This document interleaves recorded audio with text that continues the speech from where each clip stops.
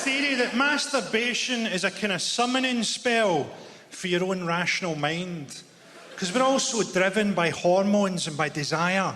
Sometimes you've got to have a wank to speak to your real self. You have a wank, you go, oh, I should have shagged my ex one last time. I'll text her, I'll meet her, I'll shag her. And then you come and a little voice comes on in your head that goes, yeah, don't do that, mate.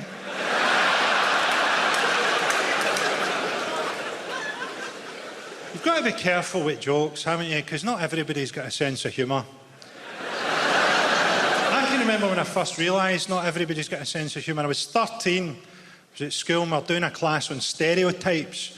The teacher was a really good guy. He's just talking about how stupid stereotypes are.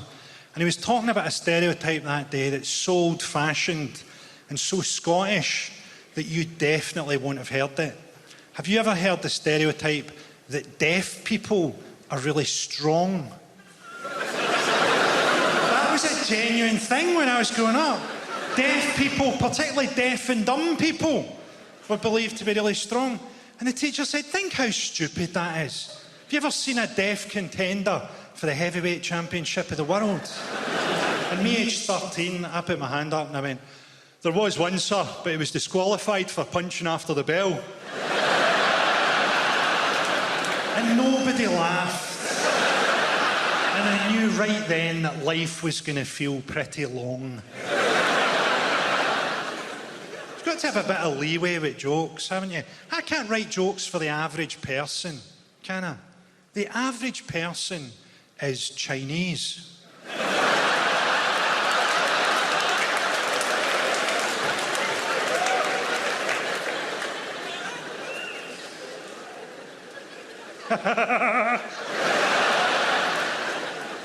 So I'm from Glasgow, a city where people think that hepatitis B is a fucking vitamin. To explain Glasgow's attitude to you, this happened to me recently. I was having a wee snooze in a park, because my career's been going really well lately. I was having a wee doze under a tree, and a guy came up to me and he went, do you know your problem? You're fucking unapproachable.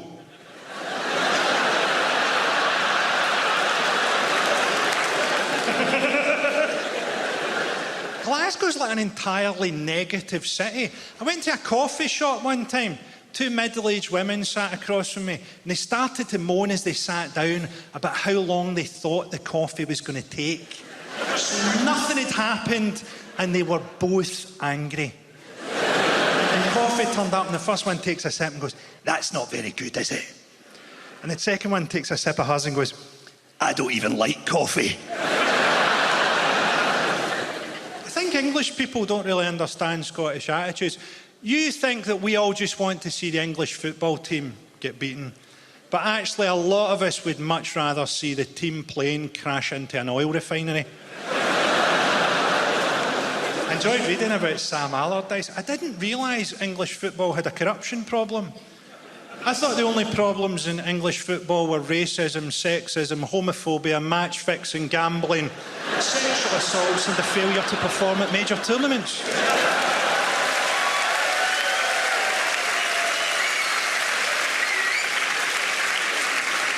I was in America. I done a gig in America, in New York, and after the gig, a guy said to me, hey, buddy, are you actually Scottish? And I said, yes. And he said, man, your English is really good.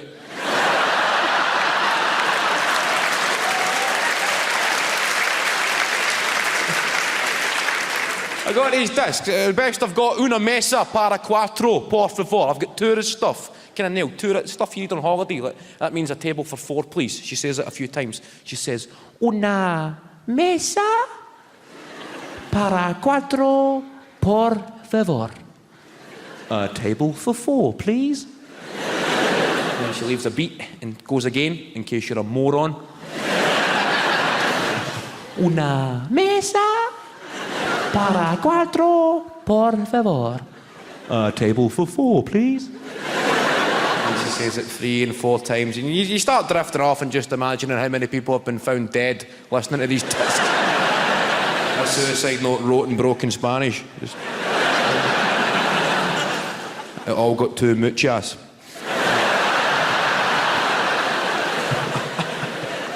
Una mesa para cuatro, por favor.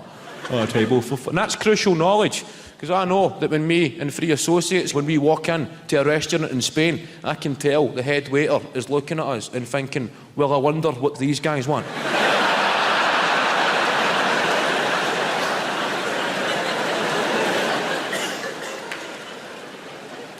Fortunately, I'm on hand to defuse the situation.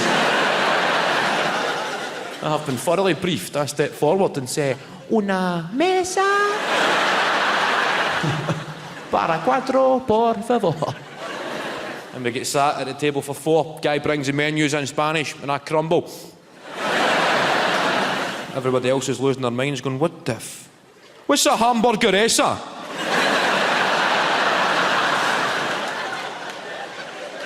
If you go a proper holiday, next time, go to a karaoke bar. This was my holiday highlight. Sit and patiently wait until a Scouser comes on the stage. That's a universal must-see. Somebody from Liverpool on the mic in a karaoke bar. Some of the finest performances you'll ever witness. Don't call me name. Don't call me name. Alejandro. I'm not your babe. I'm not your babe. Fernando. Alejandro. Alejandro.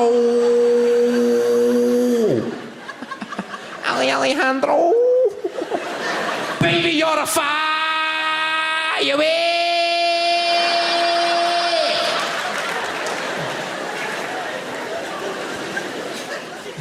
The whole pub's heading for the car park, thinking the fire alarm's going off.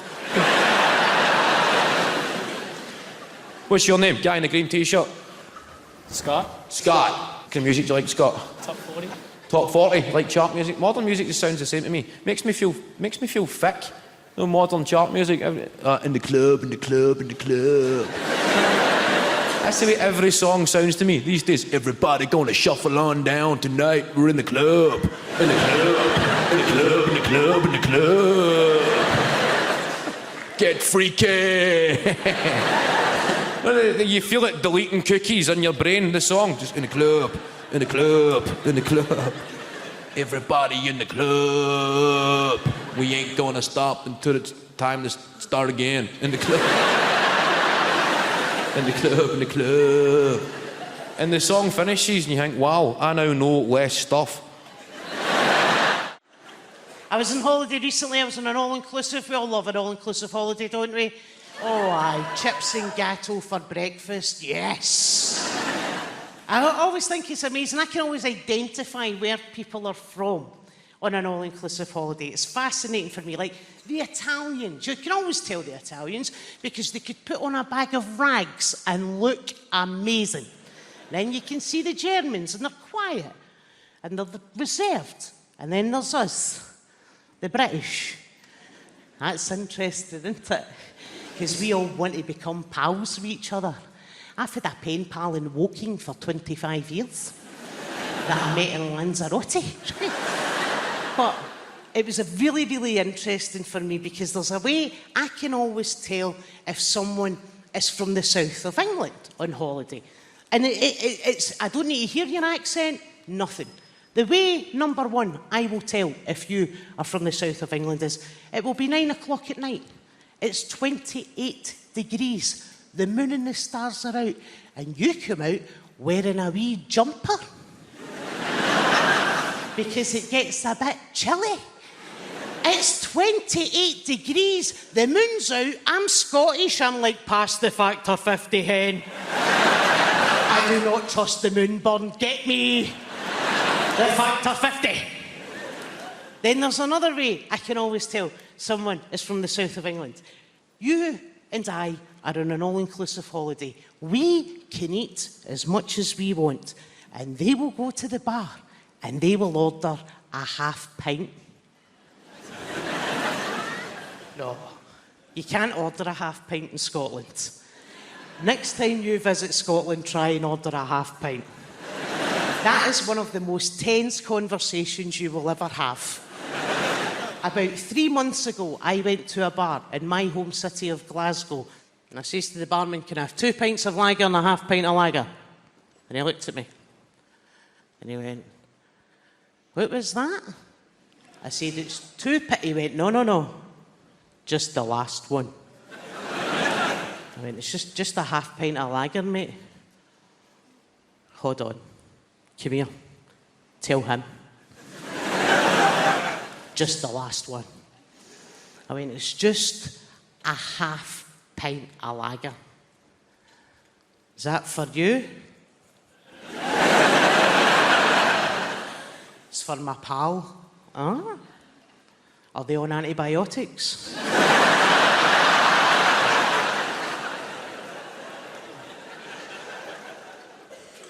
Are they pregnant? Would they like a colouring book and crayons with that?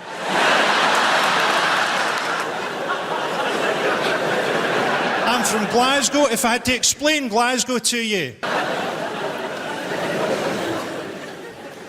British Army have got a big recruiting drive on in Scotland at the minute.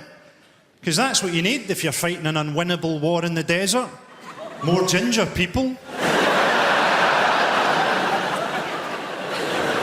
That's why they couldn't send Prince Harry. They couldn't afford the resources required to start developing factor 60,000 sunblock.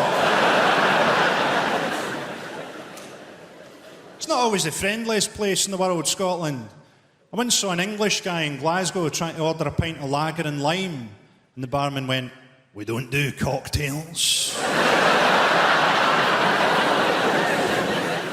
We can't just be dour, negative bastards up there. John Logie Baird invented the TV, and when people came up to congratulate him, he went, "Aye, but there's fuck all on."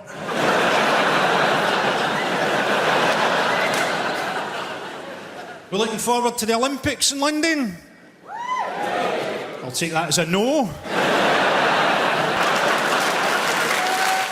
You don't need to be in the army these days to get a gun if you're a young person. A lot of gun crime on the streets, a lot of caps getting popped.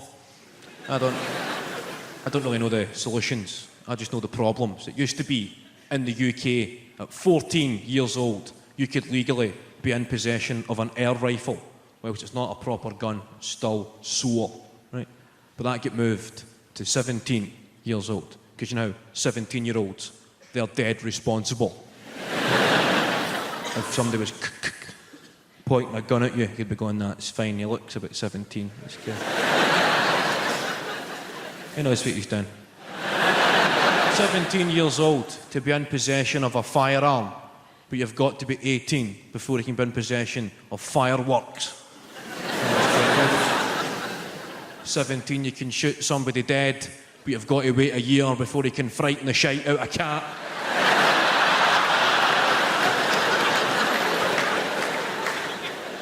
But drugs, I get offered drugs quite a lot in this game. You get offered the usual suspects like ecstasy, speed, and a drug called horse tranquilizer.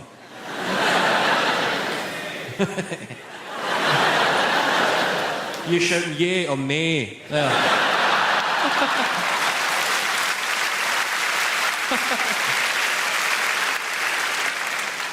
I can understand people who don't know anything about drugs.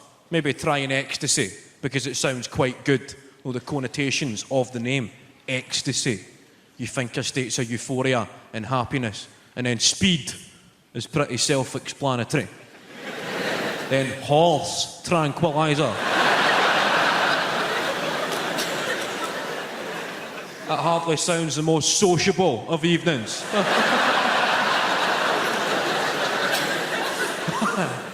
The fact I've replaced the original name with the effect it has on a horse. I think that's the way every drug should be tested. Give a lot of them to horses, then you can see what it actually does to you. It would also make the Grand National pretty interesting. 20 quid on the one that's breakdancing, please. I was watching a programme about children from the opposite end of the social spectrum. A programme called My Super Sweet 16th. Anybody seen this? Don't get too excited, it's quite shite.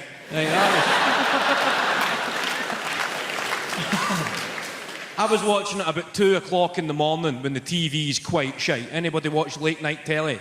You ever been up that late at night when the TV just goes, get to bed? There's nothing to see here. Unless you're a deaf baseball fan with a gambling problem. Peter.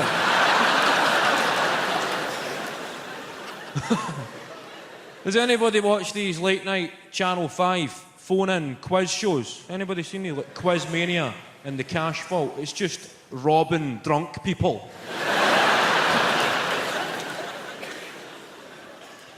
No, you come in at night, there's some guy going, okay, everybody, okay. Thanks for watching, okay. For £10,000, we're looking for a guy's name.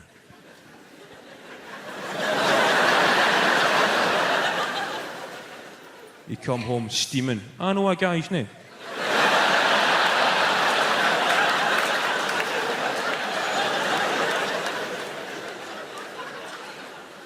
£10,000. I know a few guys' names. I think often a lot of people don't realise there's an actual person behind somebody's disability. And I experienced this, right, firsthand when I got lost in a park in Glasgow. I came off the path. I was in the bushes. Right, looking like a proper creepy weirdo. And I heard this guy aggressively running over at me, shouting, "Oi, you!" And I turned to face him. And he stopped dead in his tracks, went, "Oh, sorry, pal. Didn't see the stick. Thought you were a pest." You do know that's a pig guy.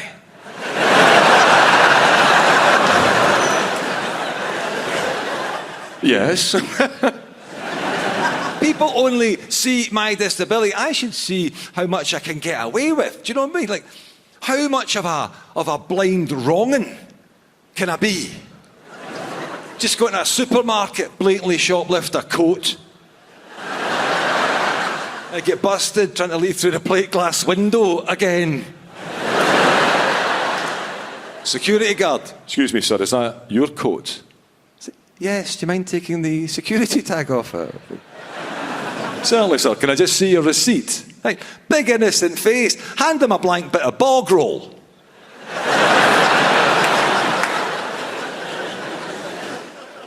I bet he's not got the heart to say anything apart from, "Right, that's fine, have a nice day." But I still maintain, no, it is an excellent time to be disabled. In fact, now, in some areas, right, too good. To the point, I'd like to finish this evening by asking you lovely people of the Apollo a favour. Could you please, right, stop modifying sport so I can take part? It's now getting harder and harder to moan about being excluded when I am always being made to feel so very welcome. Not everything has to be accessible. There's a message. Being blind's a brilliant reason not to have to do something. Because this guy asked me if I wanted to take part in a game of football. You cheeky bastard. Oh, I'm going to guilt trip you, my friend. I'd love to take part in a game of football, yes, but I just don't think the blind man's that welcome in the hallowed turf. Not realising blind football, it's an established sport. What sick prick came up with that? 22 blind lads running like fuck at each other. They're trying to kick a ball with a bell in it.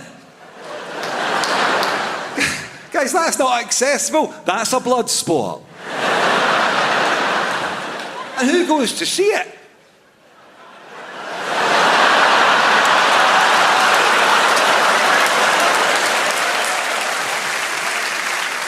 But I did. I played my part. I took part in one game.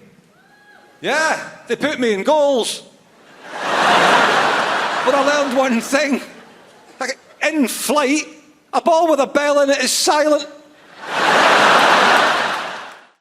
The cable was the more middle-class option. Yes, no, we don't want a satellite dish sticking out the side of our house. No, thank you. I think it looks really quite naff, yeah. Whereas the working class, the satellite dish was the key selling point. If you're paying £25 a month, you want your neighbours to know that you are better than them. Now, we had Sky through a dish, 1997. You could be watching old school Sky in the living room, watching it on the main TV, but you could also go upstairs to the bedroom TVs, turn to a certain channel and watch Sky in the bedroom, but only what the person in the living room was watching. I don't know the intrinsic technical explanation as to why this happened, but it just did. Saturday nights, me and my dad, I'm on the couch, he's in his chair, my mum's in bed, my brother's out with his pals, just me and the old man watching Match of the Day, watching the highlights. It gets to the kind of shite games, and I say, right, I think I'm going to go to bed, Dad. Good night.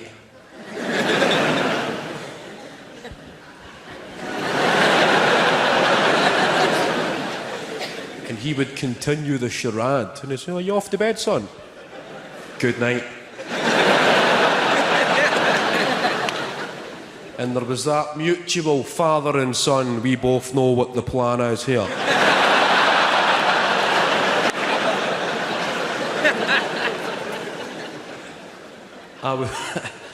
I would casually exit the living room nice and slowly. Good night. Hit the hallway and race up the stairs. Don't even consider looking in the fridge. Eyes on the prize. Upstairs, bedroom TV switched on. Go to number 6. That's when you see what he's watching. TVs are synchronised. 6, we're in. He's in control. A few minutes go by and he's still watching Match of the Day. That's fine. Well, he must be giving it a few minutes. You don't want to make it too obvious. He's done this before. 5 minutes go by. He's still watching Match of the Day. I'm thinking, come on, stick to the plan, Andy. I'm looking at the bottom left of the screen, waiting for the numbers to get typed in. The numbers that could make or break the evening's entertainment.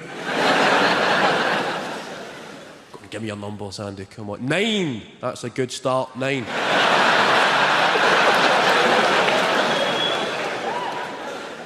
Could not have hoped for a better start than a 9 there. 0, 5, the 10-minute free view. You're a dirty bastard, Dad, but I love you.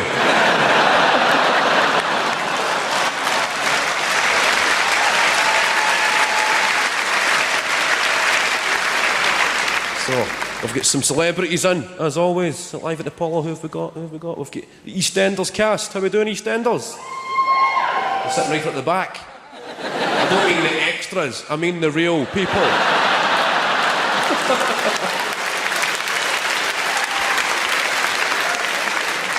We're trying to ever get Phil Mitchell. No, where is he? He's up at King's Cross, dressed up as a ladyboy, trying to raise enough money to buy a pot noodle, isn't he?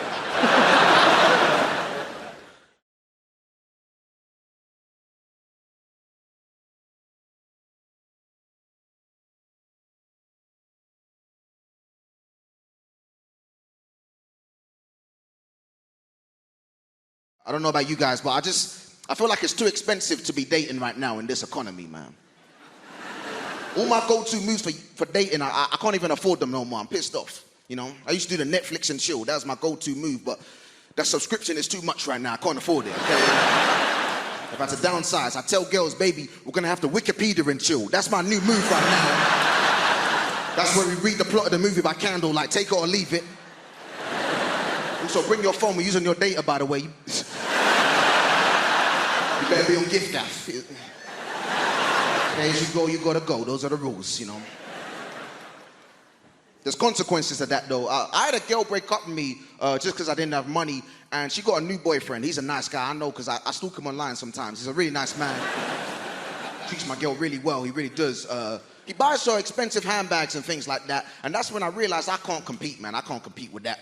I never even bought this girl a bag for life, not one time. That's cheap. I'll be in Tesco like, baby, you better put that cheese in your pocket. We're not spending that 50p right there. These gold diggers want my plastic bags. They can't have them. That's my bag right there. I'm not a big fan of social media, man. I'm really not. Because I feel like with social media, when you break up with somebody, you can see what they're up to online. I don't like that. I prefer in the past where you broke up with somebody, you could just lie to yourself and pretend that they were still unhappy. That was a good era. I like that. You just be lying to yourself. You be like, man, she probably missing me all the time. She probably sad, you know. Now you just go on her Instagram and you're like, oh no, she 100% made the right decision. Good for her, man. I haven't seen her smile like this in years. In fact, she's thriving.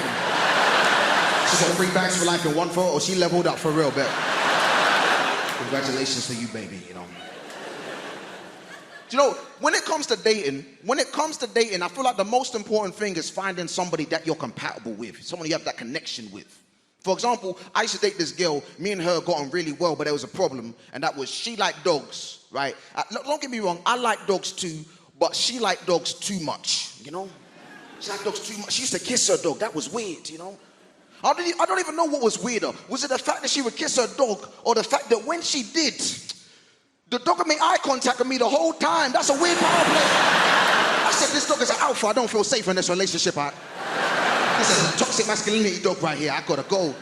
I caught that dog listening to Andrew Tate. I said, I'm out of here. I can't do this no more.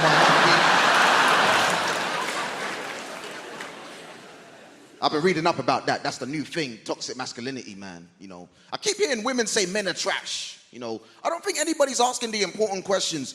Are they recyclable? I feel like that's the kind of stuff we gotta ask. Can we make this toxicity carbon neutral? Maybe, I don't know, you know.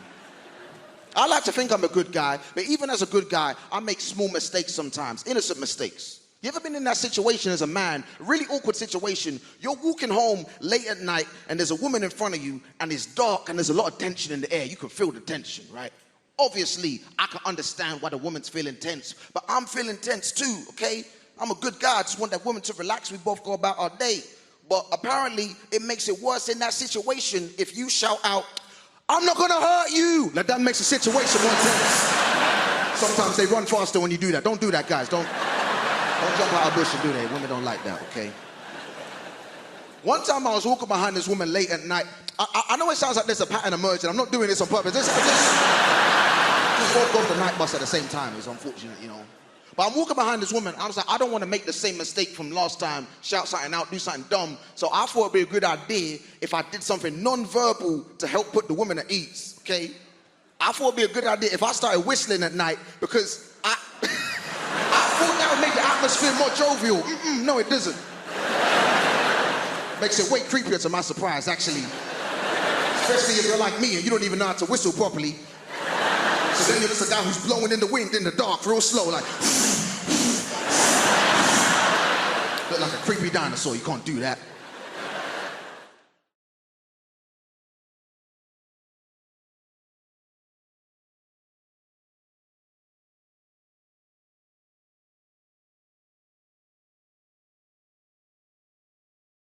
When a man... So this bloke said to me, he said, Tim, he said, did you know Marie Osmond is about to appear in the world's worst film? I said, Warner Brothers. He said, I already have. So I went to the record shop. I said, what have you got by the doors? He said, a bucket of sand and a fire blanket. I said, can you recommend some music for a kid's party? He said, Small Faces. I said, of course they have, the kids. My mum and dad are complete opposites. You couldn't hope to meet two such totally different blokes. My local police chief does a talk on heroin, so you can't understand any of it. Tequila, schnapps, sambuca. I'm calling the shots. So I went to Alcoholics Anonymous. I said, I can't stop gambling. He said, you want Gamblers Anonymous? I said, you're probably right, I'm so drunk, I know where I am. I saw this sign, it said hairdressing for men. I walked in, there was a rabbit trying on clothes, and all these blokes going, yeah, very nice.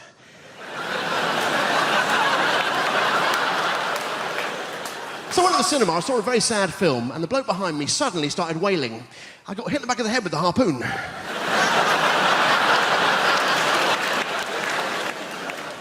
But you know, I love reading. At the moment, I'm reading My Life by Bill Clinton, which freaked me out because I didn't know he knew anything about my life. And this bloke said to me, he said, I've got bubonic plague. I said, don't give me that. Ladies and gentlemen, I'll leave you with this. Well, I didn't bring it with me. Today I had dinner with my boss and his wife, and it was a complete disaster. My boss's wife said to me, she said, Tim, how many potatoes would you like? I said, I'll just have one. She says, all right, you don't have to be polite. I said, all right then, I'll just have one, you stupid cow. Thank you very much, good night, God bless.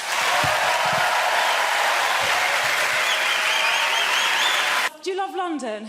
I love London. I feel like London is created by the people, right? Who are just crazy and sexy and ambitious. I got into an Uber the other day, not bragging, and I got into an Uber and the driver, he said, would you like to have the radio on? And I was like, oh, I don't mind, it's up to you. And then he said, well, actually, I make my own music. Do you mind if I put some of that on? No, I don't. And then he put on Drake's new album. I wonder how often it works. I wonder how often there's a middle-aged white woman thinking, oh, well, he looks like Aladdin and he sounds like confidence personified. Pull over and jump in the back, Nikolai. I'm having a good life. I have recently started doing yoga, which is just Yes, woo for the yoga over there. Are you a team? I'm new to it. I love it. Yoga has changed my life. It's brilliant. Yoga is my new drug. My old drug was drugs. Which I'm not going to say anything positive about because it would be incredibly irresponsible. I'm not going to say anything positive about drug taking. What I will say is I didn't take MDMA until I was 32, and it was such a relief to know I could be happy. Just assume the equipment's broken.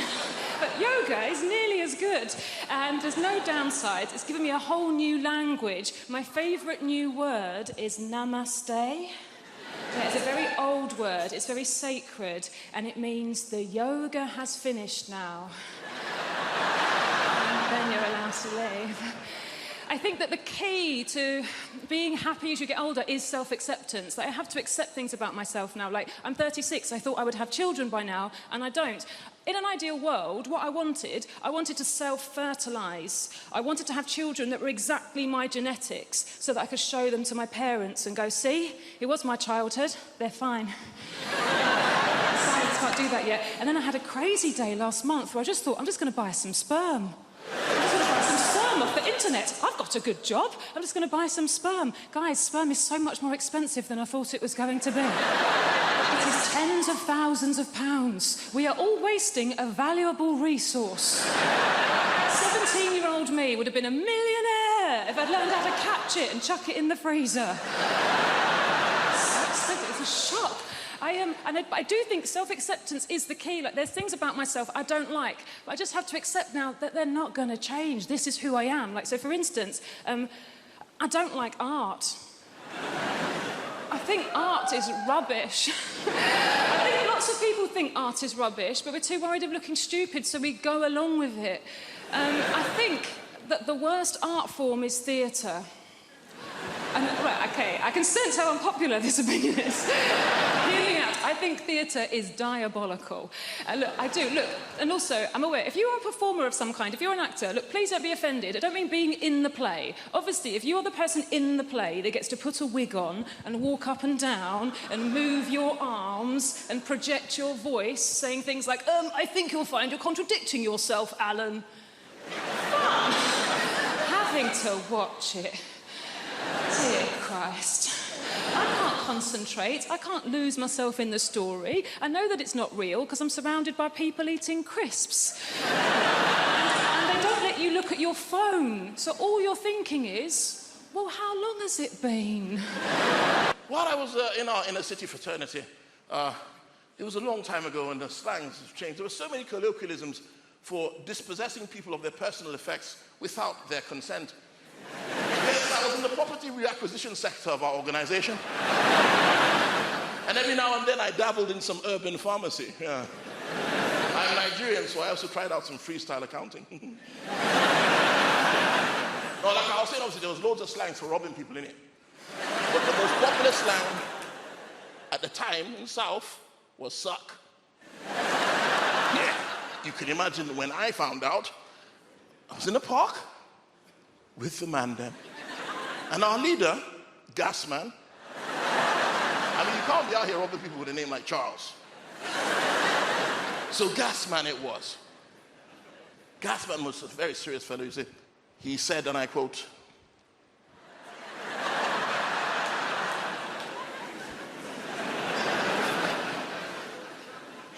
he spotted some ops. That means opposition. He said, yo, man them. And then we assembled and formed Mandematron. Say, yo, you see them ops there, cuz you see them ops? We're like, yeah, blood, man sees them, man sees them. We see them, blood, we see them, blood. Said, yeah, can't we go suck those boys for their shoes?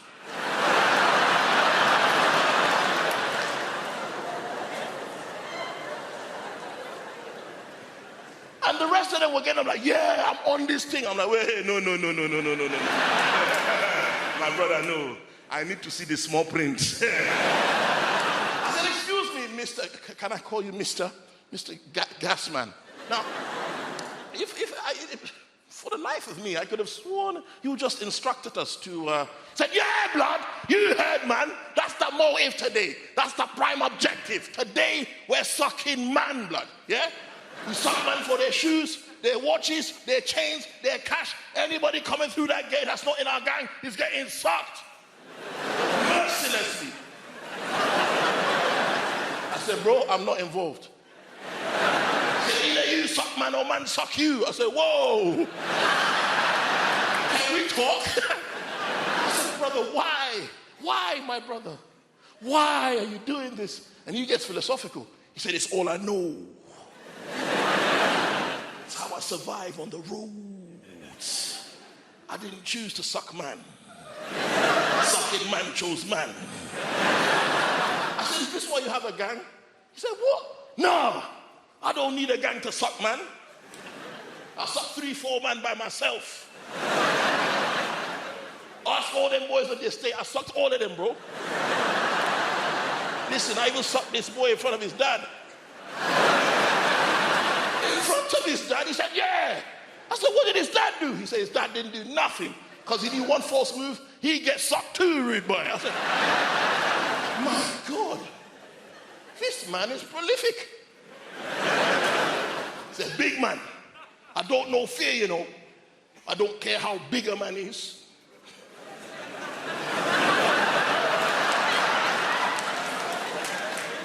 How hard man is.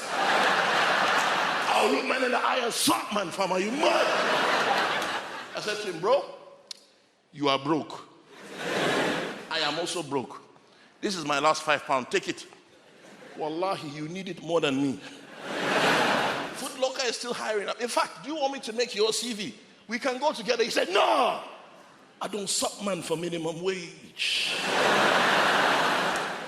Man's got aspirations. But I think women should just let it out. It's a big day in a girl's life when she can freely let rip in front of her bloke.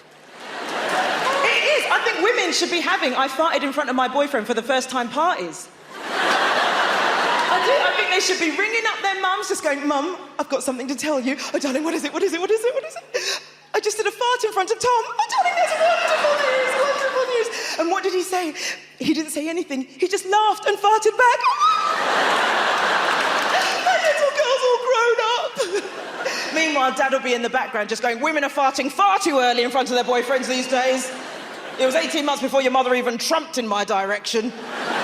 6 months before she'd take a dump in the house when I was around. Yes. And also, I'll tell you something else we pretend as well. We keep the old, the lady garden quite tidy, us girls, don't we, in the early stages? We all do little tricks with it. Look, it's the strip, it's the Brazilian. Oh, look, I put a hat on it, it's the Mexican. Like, we do all that in the early stages, and then after about a year, it looks like the back of the wardrobe that leads to Narnia. Well, if he wants it, he's gonna have to work for it.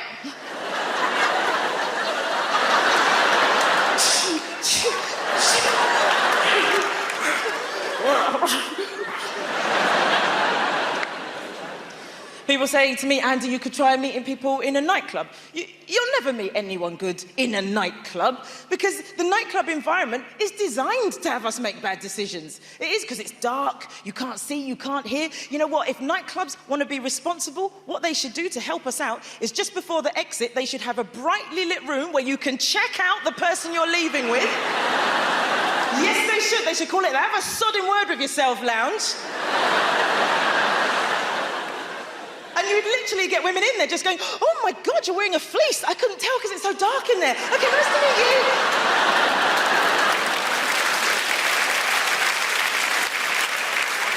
But listen, if you meet somebody online, all I'm going to say is there's some safety things to take into consideration. Now, I met somebody through Twitter, just the once. I'll never do it again. And it was the most irresponsible thing I think I've ever done. And I spoke to a friend about it before we met up, and I said, listen, I've met this guy, and we seem to really like each other, and we're talking about meeting up. What do you reckon? Should I meet him? And before my mate even had a chance to say anything, I said, you know what? I am going to meet this guy. You know why? Because life's too short. And my mate just went, yeah, you're going to find out how short. And my mum says, she says, look, if you go on these dates, make sure you meet in a public place, okay? And I'm just going to add something to that. Public place, brill. Public house, excellent. Public toilet. Never meet in a public toilet. No good can come of it. Unless it's, you know them space-age toilets that they have outside, where you put the money in, press the button, and then the door opens. You know why? Because you can pretend it's blind date. How cool is that? You just put the money in, press the button. And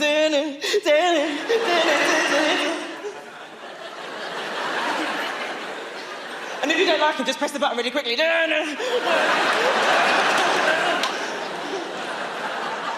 I don't know why, like, young couples, new couples have got this obsession with finding out how many people someone's been out with from before. Like, how many previous partners? This is a lose-lose situation, right? And if any of you have ever had that conversation or you think it's ever going to come up, this is what I say. This is what you should say, okay? Just say to the person that's asked you, you want to know how many previous partners? Okay, I'll tell you from the beginning, all right? 1, 2, 3, 4, you, 6, 7...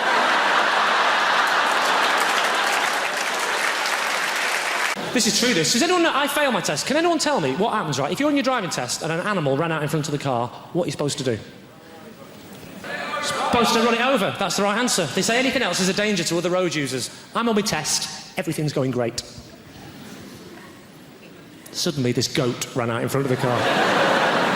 So I remembered what he said, and I kept driving.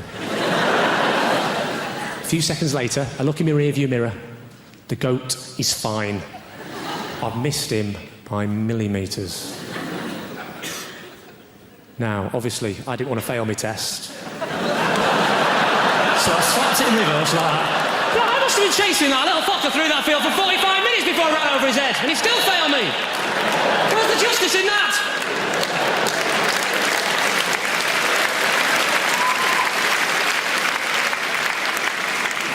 You actually look a bit like my driving instructor, madam. With those fantastic specs and that hair. You've gone for the old Eric Morecambe meets Demi Moore look, haven't you? That's fantastic. Actually, lend me those glasses for a second. Just, you do. What's your name, madam? Lyndall. Where are you from? Mordor? Lyndall. My name is Lyndall. Are you searching for a ring? That's Australian. Oh, fantastic. I'm not going to take the mickey out of the Australians. You're the same as us, aren't you? Different pronunciations, you know. You say yogurt, we say yoghurt. You have prawns on the barbie, we have yoghurt. You use KY jelly. It's yoghurt, I'm not explaining them all. You say BYO, we say good guess. The question was, how do you spell boy?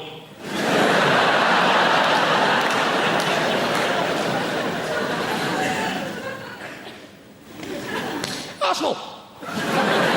What do you do for a living? Are you a welder?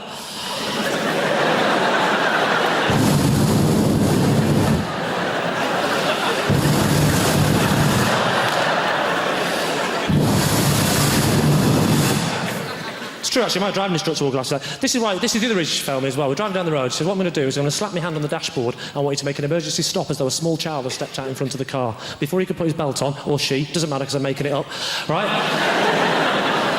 Before the person could put their belt on, right, I hit my brakes like that, and he hit his head full on the window like...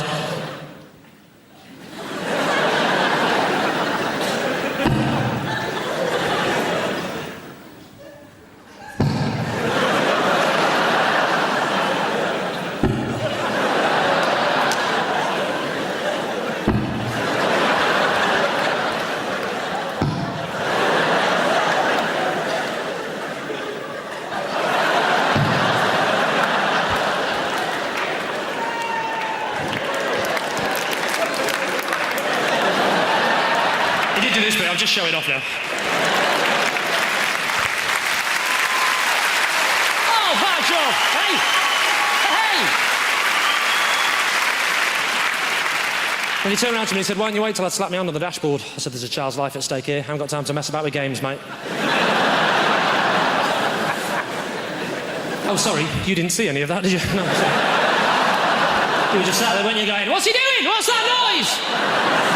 Has he got a kind face? My girlfriend said to me, have you been having sex behind my back? I said, who the fucking hell do you think it was? And another thing, it wouldn't kill you to look round once in a while, check how I'm doing. Well, I'm Jimmy Carr, and we've got Alan Carr on the show later on. How about that? Right? I keep on getting mistaken for Alan Carr, so what I've done is I've stopped sucking men off.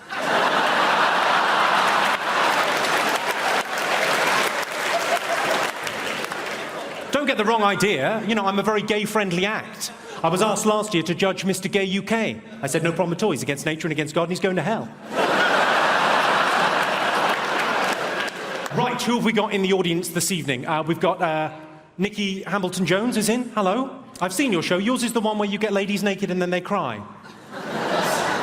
We've all been there. For me, that's a very successful Friday night out. Have we got James Morrison? Is James Morrison in the house? Where's he? Can't believe it. Hello, James. How are you? An amazing musician, especially if you find James Blunt a bit rocky.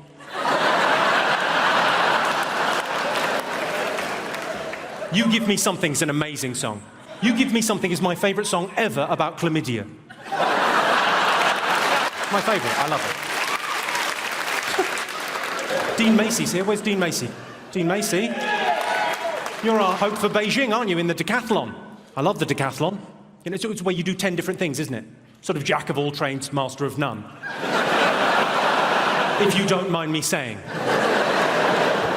The 2012 Olympics is going to cost £8 billion, which is, you know, a lot of money. It's probably going to bankrupt London, but you can't put a price on 2 bronze medals in cycling.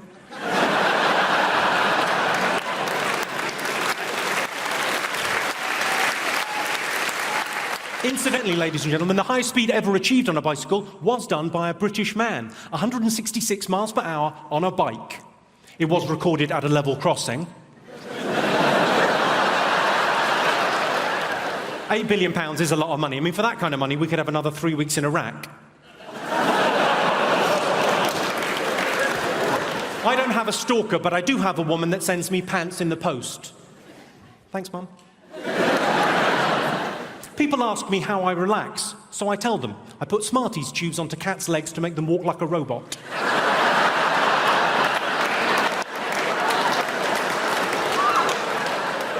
If I'm really stressed, I make them go down the stairs. It's adorable, they look so confused. I realise some of you will be worried about the cat. Don't worry about the cat. If it's hurt, if it breaks its leg, it's already got a splint on. I should warn you, don't kick off this evening. I'm middle class, but I'm hard. Al dente, you might say. If you got the al dente reference, You're middle class too, well done. I've got quite a posh voice, though. Would you agree with that, Hammersmith?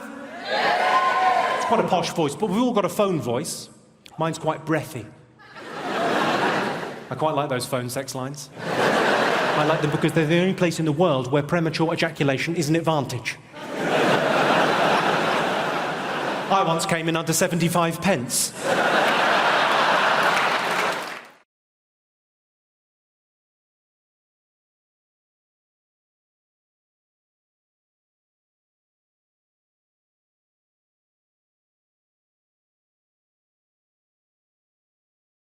I read this thing, right, online, so it must be true, where everyone who's under the age of 30 is going to live till 160.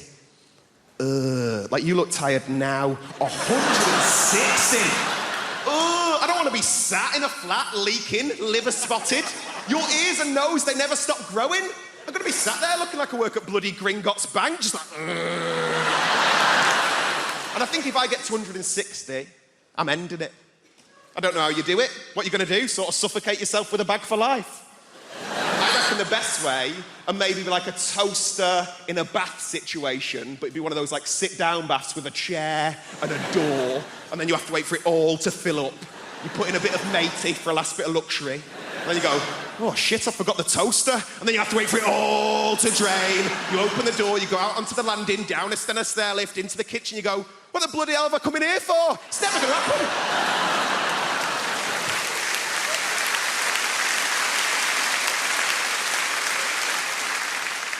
I'm trying to do more nice things, though. That's what I'm trying to do. Because I've never really done anything with my life. I did a thing recently. I went to go and give blood for the first time. Has anyone ever done that? It's just one woman like, yeah, I did it today. It's amazing, but I thought you did it in like a hospital or like a sanitised medical centre. You don't.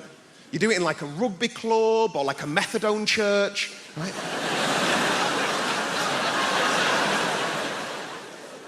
I turned up to this bingo hall near my nan's house, right? I was greeted by the second moodiest person I've ever seen in my life. It was a woman called Linda. Like, her name badge said Jean, but she looked like a Linda. Do you know what I mean? Like short bob, gelled fringe, good at darts. She weren't happy. She weren't. I turned up, she goes, have you got an appointment? And I went, no. And she goes, have you filled out a form? And I went, no. And then she threw this form at me, and as I'm walking off, she goes, thank you very much for giving blood. We really appreciate it. Giving blood is the greatest gift anyone could ever receive. And I'm thinking, Linda's never been given a slow cooker. So, take this form, I start filling it out. I had to use this woman's eyeliner because Linda wouldn't lend me a pen. Just filling it all out. And as I said, the only reason I went to go and give blood is make myself feel like I'd done something with my life. And instead, I'm faced with all these very serious adult questions. It was things like, have you ever been to Africa?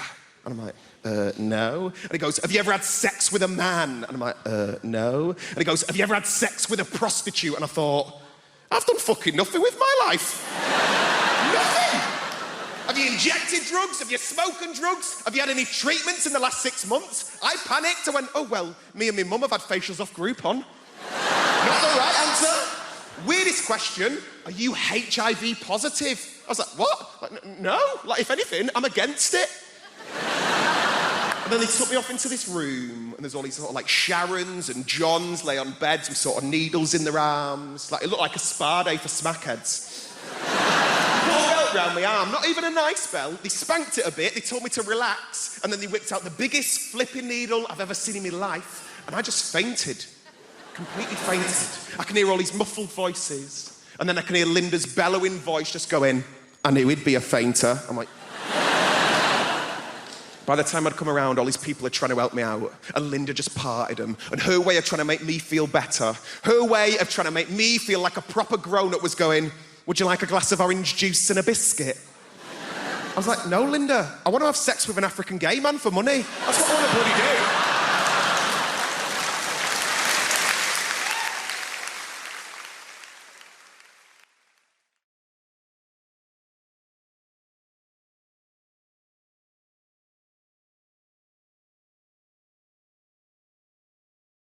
I grew up in Dudley, in the West Midlands.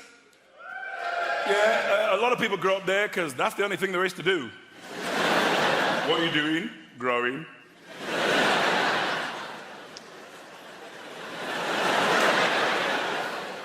In the 50s, my parents emigrated from Jamaica to Dudley. Yeah, Nancy, I'm going to say that again just for you. They emigrated from Jamaica to Dudley. Why? What was my dad thinking? Bloody blue sky all the time. I want hail and sleet and snow. All this joyous reggae music. Where can a man get some Des O'Connor? We need pack your bags, we're going to Dudley. They made me go to church every Sunday. The Pentecostal Church of God in Prophecy. See, that's a black name.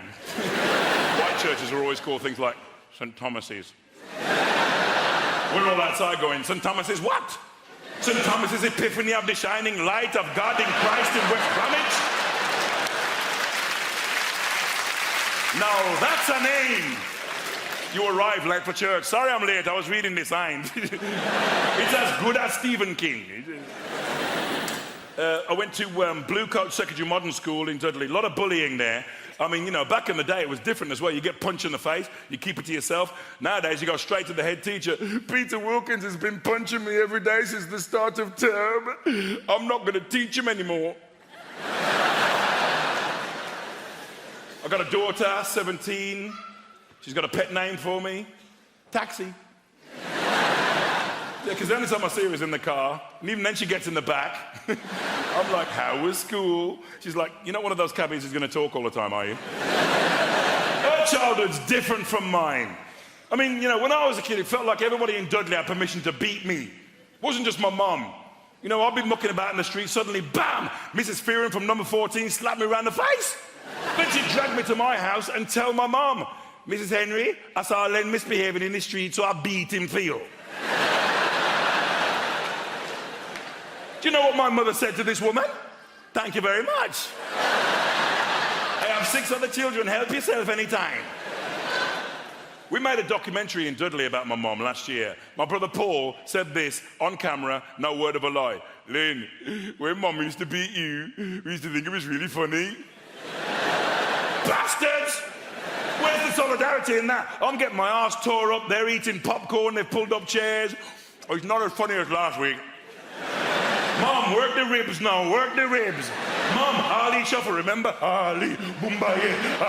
Mom, like Popeye, remember? Febida, febida, febida, febida, febida.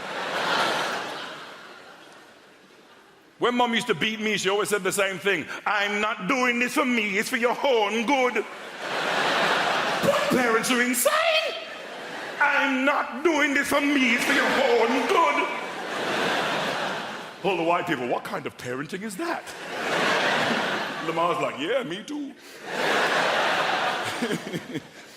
Oh, man. You know what I'd like to see on television? Jamaican Super Nanny. Beat him if it's been bad, beat him if it's been good. Beat him to show how much you love him. Beat him till your arms hurt so much. You have to beat him for making your arms hurt so much. She wouldn't mess about, would she? All right, no. This is what I call the naughty cheer. What's that for? You pick it up and you beat him with it. I'm not doing this for me, it's for your own rotten good.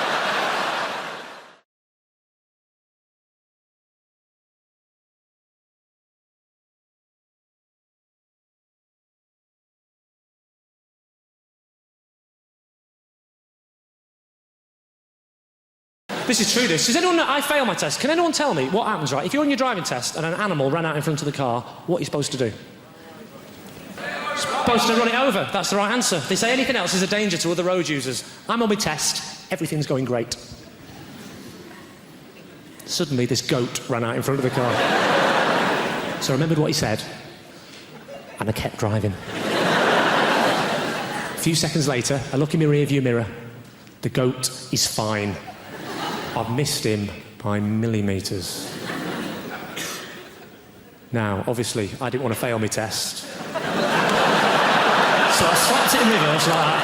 Yeah, I must have been chasing that little fucker through that field for 45 minutes before I ran over his head, and he still failed me. Where's the justice in that?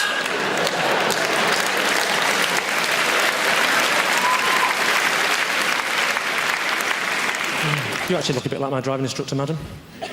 with those fantastic specs and that hair. You've gone for the old Eric Morecambe meets Demi Moore look, haven't you? That's fantastic.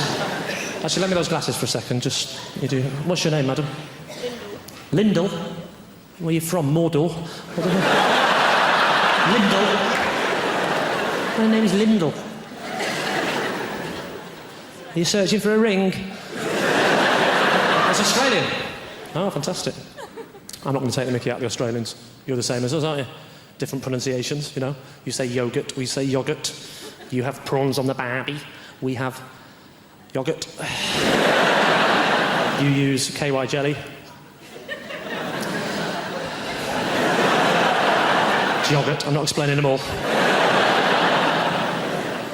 You say BYO, we say good guess. The question was, how do you spell boy?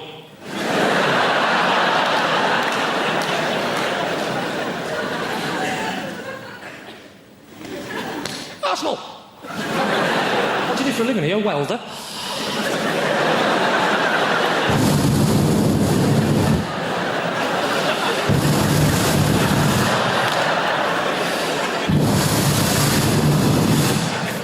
It's true, actually. My driving instructor will go outside. This is the other issue for me as well. We're driving down the road. She said, what I'm going to do is I'm going to slap my hand on the dashboard. I want you to make an emergency stop as though a small child has stepped out in front of the car. Before he could put his belt on, or she, doesn't matter because I'm making it up, right? Before the person could put their belt on, right, I hit my brakes like that, and he hit his head full on the window like...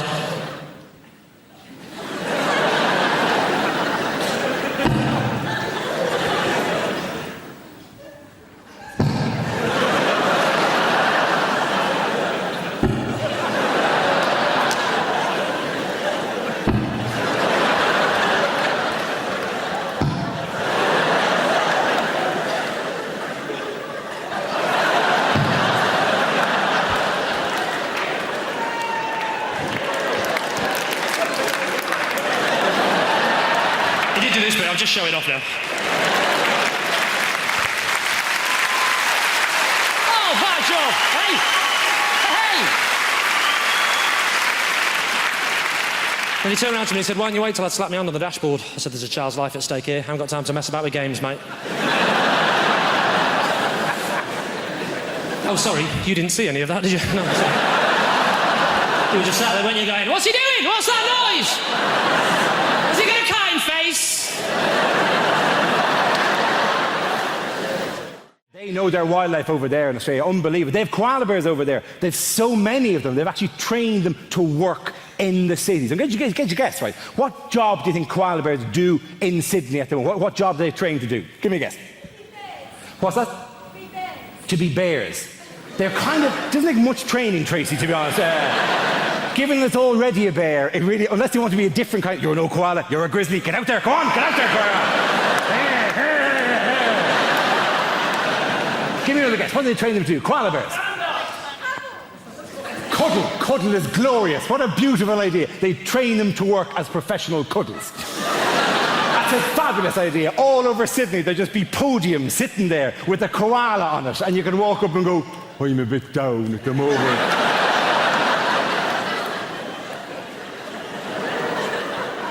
And the koala will go, come here, come here.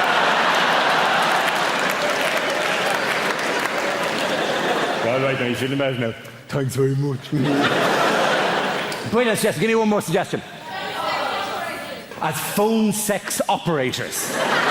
They train the koalas to work as phone sex, not actually just as operators, not actually to do the thing, but to go, I'll put you through now.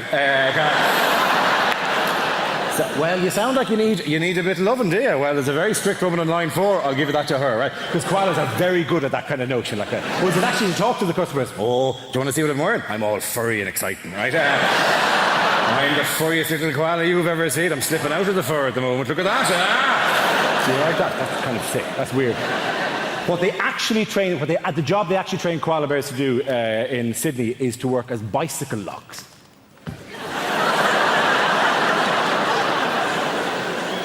You take the koala, you put him in the frame of the bicycle, his little hands reach around through the spokes of the wheel, and then he just holds on to the bicycle like that.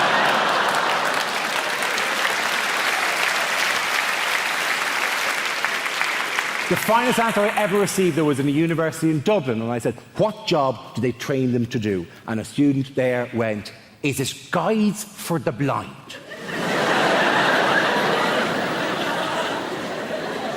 And I said, well, surely they'd use dogs for that. And she said, not for walking, for climbing.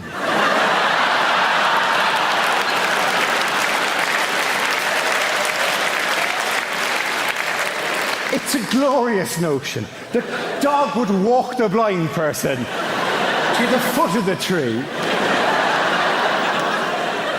at which point control would be handed over to the koala bear, who would then walk the blind person up past difficult clumps of branches and whatnot, till they got to the top, where presumably it would then describe the view to the blind person.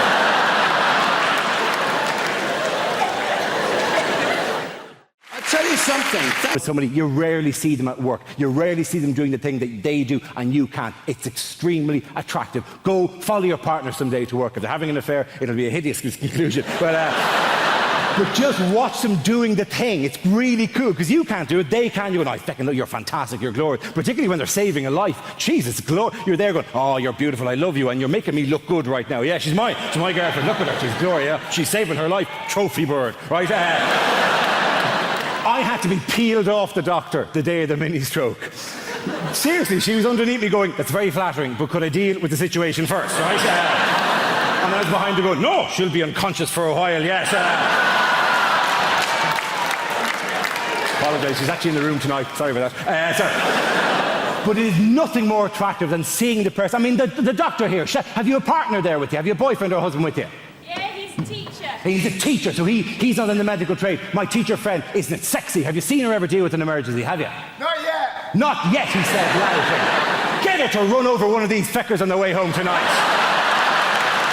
Dude, it's extremely attractive. But the one bad thing is you're very clannish people, the doctors. They have a tendency to hang around together in little groups, right? Okay. My teacher friend, do you have to go to loads of social events where it's just you and doctor? Does that happen to you, my friend? Does it? I hate it. Yeah, I know. It's a nightmare. I hate it, he said.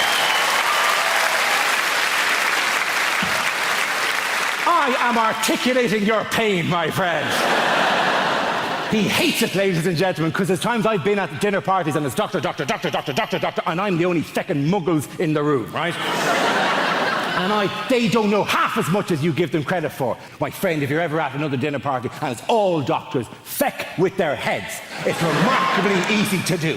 If you're ever out with a load of doctors and they're going, well, today I performed a conductectomy. You just go, yeah, but what are hiccups exactly?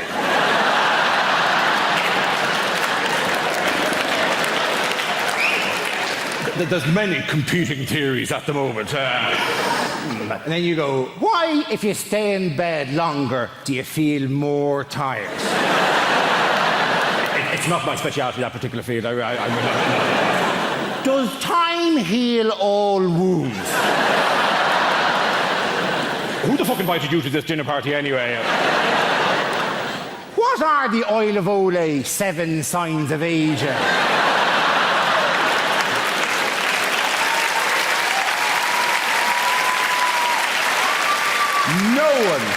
No one actually knows what the Oil of Olay 7 signs of aging are, right? Apparently they start with little lines around the eyes and finish with a woman sitting on a stairs with a bottle of gin going, I have them the best years of my life! And it takes a feckin' hell of a cream to get rid of that, let me tell you. Doctor, one final question. Doctor at the back there, my surgeon friend, liver and pancreas, answer me this. What are hiccups exactly? Diaphragmatic irritation. A diaphragmatic irritation. Good woman yourself. Very good. Let the punters at home note, she said, diaphragmatic irritation, which is right. I also would have accepted any arrhythmic irritation of the phrenic nerve. Please. I'm not a doctor. I'm just riding one. Okay.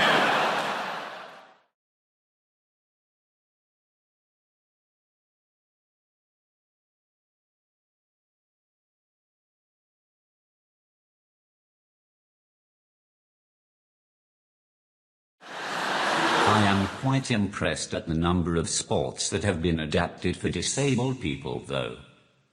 It's nice that they are so inclusive these days. I reckon we should go further and adapt versions of classic board games as well. You could play a very special edition of Guess Who, where all the characters had disabilities. No one would ever win, because everyone would be too afraid to describe their character in case they caused offense. The questions would be fun as well. Is your person incontinent? Does your person have crayon around his mouth? Does your person have trouble speaking properly? Is your person Danny Dyer?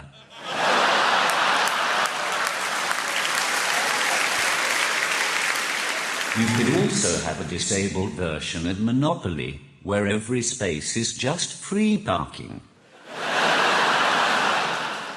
Speaking from the personal experience of a bloke with a disability, I think that the dating game is much harder for people like myself. I've tried speed dating. That didn't work. By the time I'd typed out a sentence, it's time to move on to the next person. And I'm not looking for sympathy either. I'm just using emotional blackmail to try to get someone to sleep with me. I'll be in the bar afterwards, if any of you are interested. Yes, even you, sir.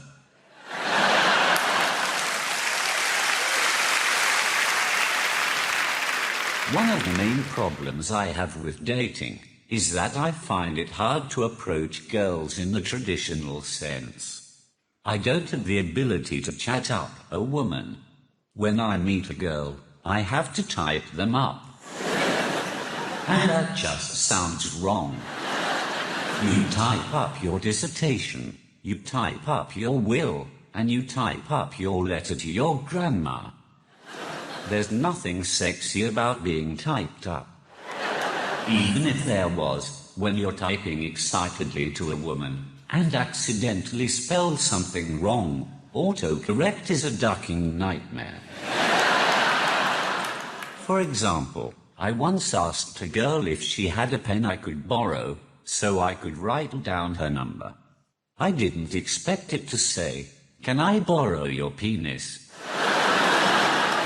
So you can imagine my surprise when she pulled it out right in front of me. It's at this point in my set when I like to remind people that I'm not related to Stephen Hawking in any way. In fact, the closest I have ever come to being Hawking is when I went to see The Theory of Everything at the cinema. It's the movie about Stephen Hawking and his life. I didn't go to watch it though. I just went so that I could sit at the back, say random sentences on my iPad, and fuck with the rest of the audience. As much as you want to save animals, I'm pretty sure you're not going to do it by buying cosmetics. Pretty sure you can't walk into the body shop and buy some burdock root peppermint oil foot scrub, and some little badger somewhere in Scotland is going to go, "Wow, I feel a whole lot better about my life right now." Somebody's buying that burdock root peppermint oil foot scrub. I don't see the point in testing cosmetics on rabbits anyway, because they're already cute. Slather some lip gloss and eyeliner all over them. Now they're all gussied up like some $3 whore. There's no dignity in that for a rabbit whatsoever. You want to test out cosmetics? Test them out on big game, because they stink. Get up under a hippopotamus there and get some roll-on deodorant under his armpit. See how fresh and self-assured he stays all day, huh? Little lip gloss on a beaver. Real beaver. Stay with me, fella. Real beaver. Right? Dam building, log-eating beaver. If he's charged through 60 logs and he's still wearing that lip gloss, that's some damn good lip gloss right there, ladies and gentlemen. You know this whole thing about, you ever meet someone famous and you tell your friends, and then they say, "Well, what was he like?" Because all they really want to hear is that he was a prick. So they like to say Tom Cruise is the nicest guy in Hollywood. And I always think, well, if I was making $8 million a film, I'd be nice too. Jesus Christ. But I'm not sure he is that nice. Because I always read these articles about how he's so insular and he's into his Scientology and he, stays at a hotel, won't make eye contact with anyone in the hotel because he doesn't want to talk about the plots to his new films. Apparently, as if staring Tom Cruise in the face, he would just crack under pressure. What are you staring at? Hey, you want to hear about my new film? You ever seen a Tom Cruise film like he couldn't figure out the plot in about 18 seconds? Oh, Christ. He's a cocktail maker. He's a pretty good cocktail maker, too. Till he has a crisis of confidence and can't make cocktails anymore. Then he meets a good-looking woman who talks him into being a better cocktail maker. A riveting piece of cinema that was. Then he's a race car driver. Pretty good race car driver, too. Till he has a crisis of confidence. Can't race cars anymore. Then he meets a good-looking woman who talks him into being a better race car driver. Then he's a jet pilot. Some of you are starting to see a pattern emerge here. Pretty good jet pilot? Yes, he was. Till he had a crisis of confidence, couldn't fly jets anymore. Then I believe he met a good-looking woman who talked him into being a better jet pilot. Then he was a sports agent. Then he was the brother of a retarded guy. And he was a pretty good brother of a retarded guy till he had a crisis of confidence and wasn't so sure he was such a good brother of a retarded guy. And then he met a good-looking woman who talked him into being a better brother of a retarded guy. Then he was some kind of, I don't know what he's in now, War of the Worlds. Maybe he fights the world. And you know what? I bet he's a pretty good world fighter. But at some point he'll probably have a crisis of confidence. And then he'll meet a good-looking woman who convinces him it's okay to fight the world. Could be a Scrabble player for all I care. He's a pretty good Scrabble player. Till he draws all vowels. Has a crisis of consonants. And he meets a lovely Welsh woman who teaches him a lot of words he's never heard before.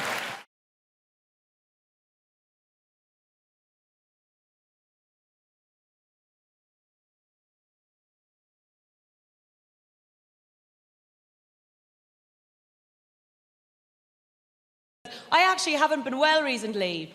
Oh, stop it, honestly, I don't want to talk about it.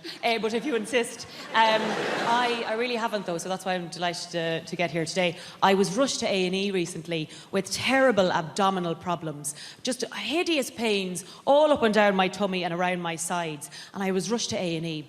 And for about 3 hours, I thought, and anyone here who ever read a magazine as a teenager will know what I mean, especially the girls. I thought that I was about to have a surprise baby. Do you know the way there's those stories in the magazine going, well, everything was normal, nothing was different, everything was regular. Well, then I went to the toilet and I looked in the toilet and there was a baby in the toilet. And I had a surprise baby. There was always that, and that's when I thought it was. But you'll be happy to know that actually it was, I'm bringing sexy back, a gut infection. A gut infection. But the worst part of the whole situation was that the doctor in A&E was really, really handsome. And I think doctors who are handsome should be struck off. I really do. I wanted someone with a sort of mashed potato head that I could feel at one with. But instead, this man was really handsome. He said to me, what seems to be the problem? And I was like, well, doctor, my problem is that I'm too cute. Cheers me. I mean, how could I tell him that I thought I was having a surprise baby or else I was waiting for a poo? I mean, you couldn't, And once we find out which one it is, do you want to go for a drink? It's really quite terrible. But by the way, you might notice that I talk quite fast. And if I'm honest, it's not really going to slow down too much, so you'll have to sort of jump on the Venga bus of enthusiasm and beep the horn with this one. I think that the reason I talk quite fast is because I was brought up in the countryside, in the deepest, darkest countryside, where there was no one for miles and miles around. Just this giant expanse of land with no one to talk to. And it was very, very lonely. You'd have no one to speak to during the day. I mean, a very backwards existence, lads. Like, our clothes are made of mud. Our hats were made of leaves. We had no access to things like pot noodles. We just had to sort of pour boiling water on top of birds' nests if we didn't feel like cooking one evening. I mean, really backwards existence. And crows everywhere. Crows. In the city, there's pigeons everywhere, but in the countryside, there's crows everywhere. And it makes everything you do seem really ominous. You'd open the window and it'd be like, wah, wah, wah, wah. Well, that seems a bit ominous. You know, you'd be standing innocently over a dead body in a field. Oh, God, this all seems a bit ominous. But the reason that I think I talk quite fast is because I'd have no one to talk to during the day. And so some days, the only person you'd have to talk to would be a passing car flying along the road. So you had to learn to talk fast if you wanted to talk to anyone. You'd be like, hi, how's it going? Oh my God, come back and talk to me. Do you like my new dress? Steve, be my friend. This sort of thing. Some days you'd be waiting for a tractor to come along, because you get more time out of a tractor, you see. You get to talk to them for longer. You'd be like, hi, how's it going? Do you like Sesame Street? I like Sesame Street. Oh, you do like Sesame Street. Sometimes I think Big Bird might not be a big bird, but he might just be a man in a suit. I know it sounds bad, but I have my suspicions. Goodbye, come back. We need to bring back a sense of consequences for our actions. In this world, there are no more consequences for actions, yeah? And what I'm talking about, if there's no consequences in this life, what we need to do is bring back to Britain a simple sense of hell. The idea that if we screw up in this life, right, we will burn in sulphur for all eternity in the next life. Now, this is quite a tough sell, right? You don't like that idea, do you? Right, but hear me out, this is a good idea. We got any Christians present? I need your assistance. Any Christian people here this evening? Yeah, in the pink shirt. What's your name, son? Josh. Fantastic. You're a Christian? So you understand the idea of redemption, eternity, yeah? Resurrection, eternity in particular. And I do too. I understand the notion of eternity, because I went to church on Sunday. Let me tell you this, that service went on forever. If it took me an hour to open a bottle of wine, I'd be drummed out of business. Now, the point is this. How long does it take to own a packet of crisps? Get on with it. Now, we need to bring back... Now, the problem with the idea of hell is no one's frightened of it. Now, I'm going to describe hell for you now, and none of you are going to bat an eyelid, right? And while your body's boiling in the mouldering in the grave, we'll take your soul and boil it in boiling oil for 1,000 millennium. Then after that, 2 sulphurous demons, emissaries of Satan himself, will come along, pull out your kidneys and set fire to them on the red-hot coals of hell itself. Then after this, another demon will come along, pull out your eyeballs, stick them on a red-hot poker, burn them on the hot coals of hell, and stick them up your arsehole, and they'll come out your own mouth with the shit on it. And this will go on forever. So you're not bothered by that, are you? In fact, most of you are laughing at it. Huh? In fact, most of us, being British, are thinking, well, come on then! Call yourself the devil! And that's the interesting thing about hell, isn't it? When you describe it, when someone describes hell, it tells you everything you need to know about that person, right? And what he's like and what his people are like. And I describe hell then in a normal British accent, which tells you that we, the British, are stoic, tough people who could take absolutely bloody anything. Right? And that's the interesting thing about hell. It tells you about the people telling you about it. Hell, in a French accent, for instance, sounds like a recipe. And while the body is lying down on the worms inside the flesh, we take out the soul and place it in very hot oil for a long time. Then, once it is tender, 2 demons come together at once, remove the kidneys and place them on the hot coals with a little white wine vinegar, some sea salt, and some rosemary, and cook them till they're brown on the outside, but still pink in the middle. Then after this, we take the eyeballs, place them on the hot coals, cook them till they're crunchy on the outside, runny in the middle, on the hot poker, stick them up the arse, they come out the mouth with the shit on. It is delicious. Absolutely delicious. Hey, you see? Perverts! Perverts, basically, yeah? Hell. Hell, in a Dutch accent, sounds like a pretty good stag do, doesn't it? Hey, and while your body is lying down, we'll take you to the hottest place you can imagine. Imagine the hottest place you can go, yeah? Now go even hotter. And 2 demons will come together and rub oil all over your body. 2 demons together. 2 demons together at once, and then you will take out your kidneys. Oh, your hot kidneys. Your hot kidneys. And place the kidneys in a hot place and cook the kidneys till they're hard, until your kidneys are hard. And then take out your eyeballs and stick them in your bum hole. And this will cost you 45 euros. Hey, are we ready? Sounds like an agreeable weekend. We just make shit decisions. Men make immoral decisions. We make irrelevant decisions. We make immature decisions. We make decisions when we don't even know there's a decision to be made. But you know what? At least we make a decision. No.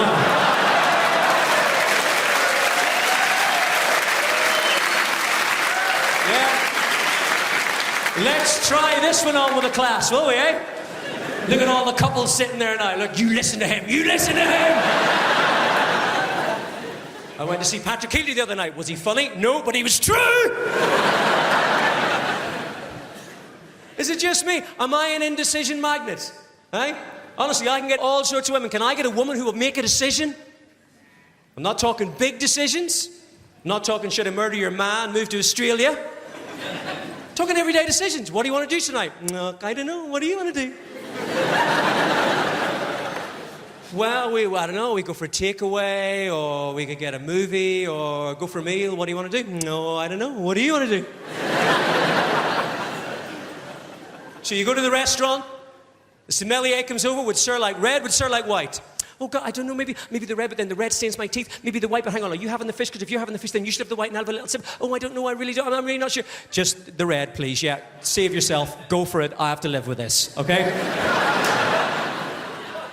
Gets to the starter. Oh, I don't know, maybe the duck or the prawns, or the duck and the prawns. Hang on, am I allergic to the duck? No, did Jill like the prawns? Oh, I don't know, I'm not sure, I don't know.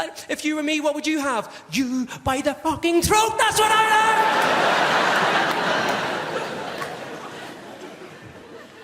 Girls, have you any idea how difficult it is for a man to sit in a restaurant, look across at the woman he loves, and think to himself, if I marry this woman, she's going to want to decide the name of my firstborn child. If I marry this woman and I'm unfaithful, she's going to decide whether to keep me in the house or make me leave and keep half my stuff.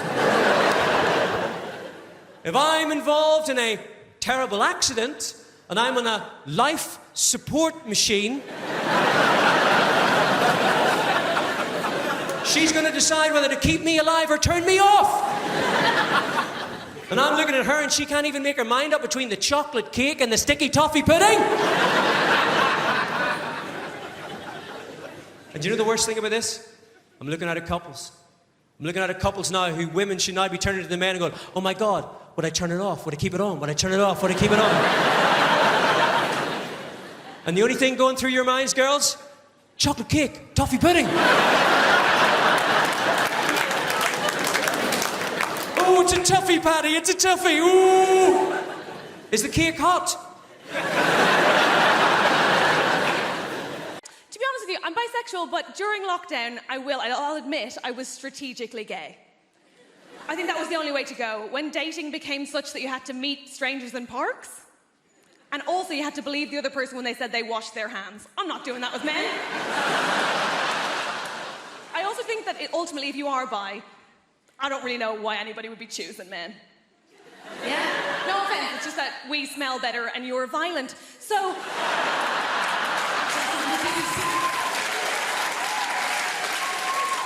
The men who don't laugh at that unnerve me most. Yeah, okay. Good lad, join in. Okay. There are good things about being broken up with. I think one of my favourite things is that I had to get my house sorted, so I got a bunch of DIY done. I think DIY is amazing. DIY, in particular, there's one silver lining, and that is that DIY reminded me of something I had long forgotten the point of, which is, of course, men. You're amazing, aren't you? Specifically, I'm a fan of a subgenre of men. They're called handymen. Do we know these guys? Oh my God, they're wizards. I love them. They do magic. I adore them. You're not sold. That's okay. I had one lad in one day, had a bunch of photos and art on the floor, left, came back, on the wall. Oh, I'm sorry, these guys are defying gravity and you're not impressed by that? Incredible. I'm obsessed with them. I love them.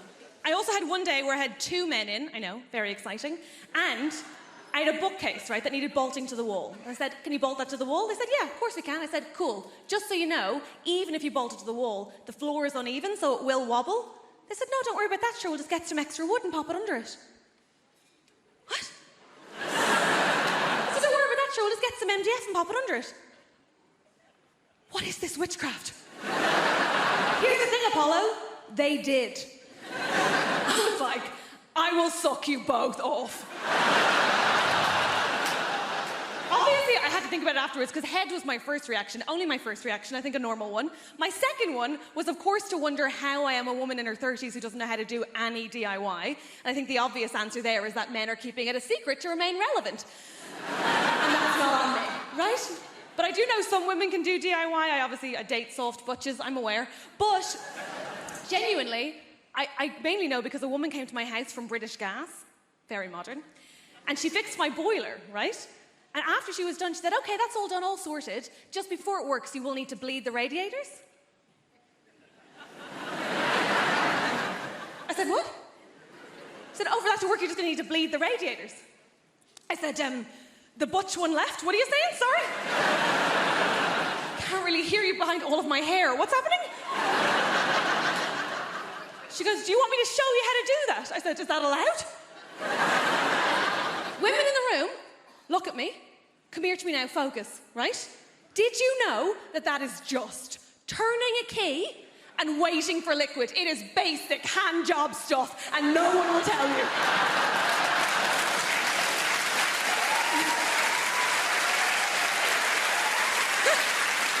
Here's the thing.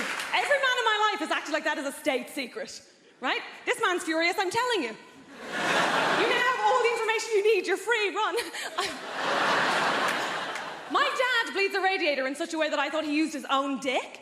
I thought there was actual blood involved. He'll go off with a bunch of tissues being like, I will do it, do not look, I will do it. Anyway, she fixed my boiler, so I was like, I will eat you out. They all said no, I had to pay both times. It's hard out there. I'm used to my appearance provoking the full spectrum of facial reactions everywhere I show up, and you absolutely did not let me down. You were delighted, weren't you? You gave me some wonderful face when I came up here. You looked at me like your mother-in-law just cancelled dinner. I've been lucky enough to travel, and I'll never forget my first trip to Australia. I went to a place called Perth. I got off the plane. First person that saw me said the following. Hey, mate! Hey, mate! Why is Freddie Mercury wearing a kimono?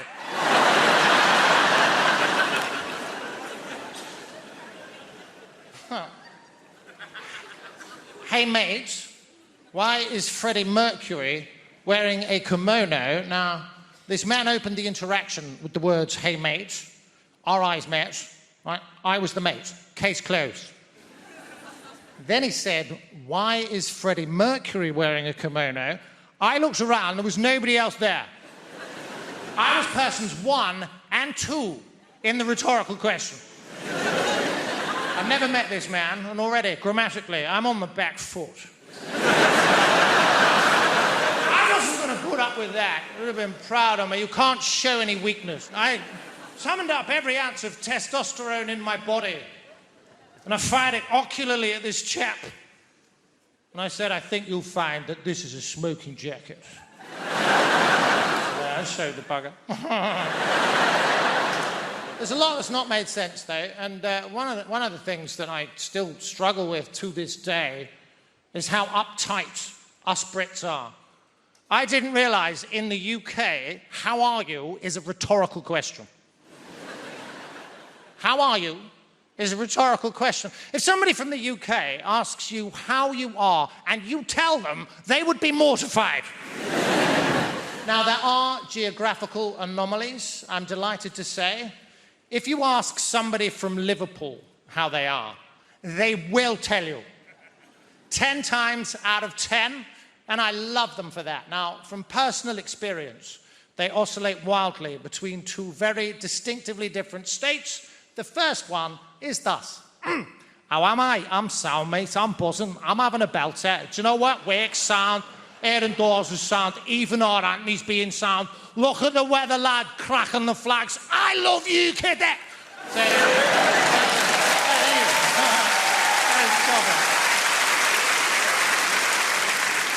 Apologies for the accent, by the way. I have the ability to blend in seamlessly with my environment wherever I go. I feel an energy, I match it, we become almost indistinguishable. Silly. Now, that's the first state. Now, the second state of Scouse being is rather different, and it is as follows. I'm fuming, lad. Oh, don't you start, lad. I am fuming here, mate. I'm fuming. I am fuming. I'm up the wall with work. I've seen me arse with my dad, having to be in shite again. You're doing my fucking head in. I am fumigating here, kid.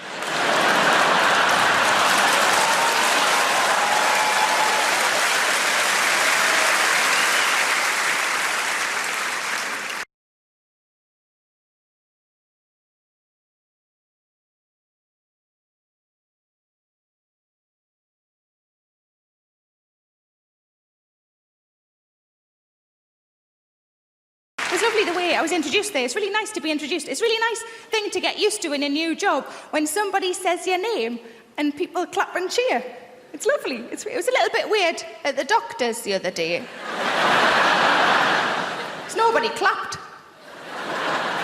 Every time I said clap, I think they thought that's what I had. But I decided in January, I think a lot of people do this in January, decided in January to try to sort of better myself. I'm not really bothered about losing weight, but I quite like the idea of getting fit, so I thought I'd get myself an exercise DVD. Now, you know when your partner goes shopping and they say, do you want anything? And you're supposed to say no, but instead you give them a list. Sometimes I just make shit up I don't even need just to see his face. And he looks at the list and he goes, what's the difference between a tangerine and a satsuma? Ha ha, it's a test. And I said to him, could you get us an exercise DVD? That's what I thought I'd do. I'd get an exercise DVD. I said, just like a bog standard, like a beginner's guide, a very basic exercise DVD. And he said, no problem. He came home with Davina's Buff Your Abs. I thought I'm going to have to lose 3 stone before I can find me bloody abs. So I took it back and I swapped it for the one that I wanted, which was, you know, just fat lass has a go, you know.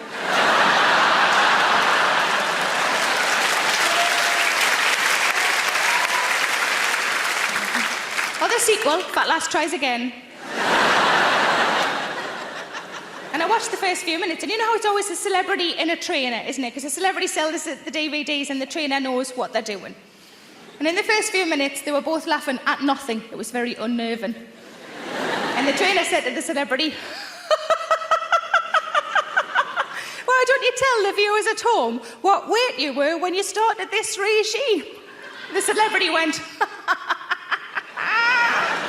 when I started this regime, I was 10 stone.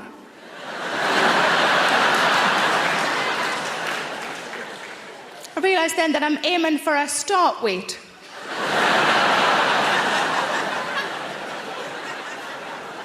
But I like to eat. Is that so bad? I like to eat. Sometimes I think I've got a tapeworm, but that it's just full.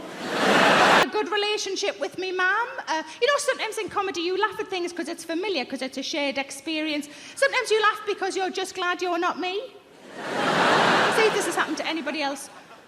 Whenever I'm on the phone to me mum, it always makes me need a poo. Give us a woo if that's happened to you. See, I've looked into it. It's a closeness issue. It means that me and those people who wooed, we love our mums more than the rest of you lot love yours. I love my mum so much it makes me shit. Try getting that on a balloon for Mother's Day. Thank God for Moonpig. But I bought a house quite recently. I wanted to buy a house because I'd lived in flats for 16 years and I really missed going upstairs to bed. Not through the kitchen. Upstairs to bed. But I was sitting only a few months later upstairs in bed quite smugly just thinking, this is the life. I've arrived. I'm upstairs in bed. And then I thought, oh no, now I've got to go downstairs for food.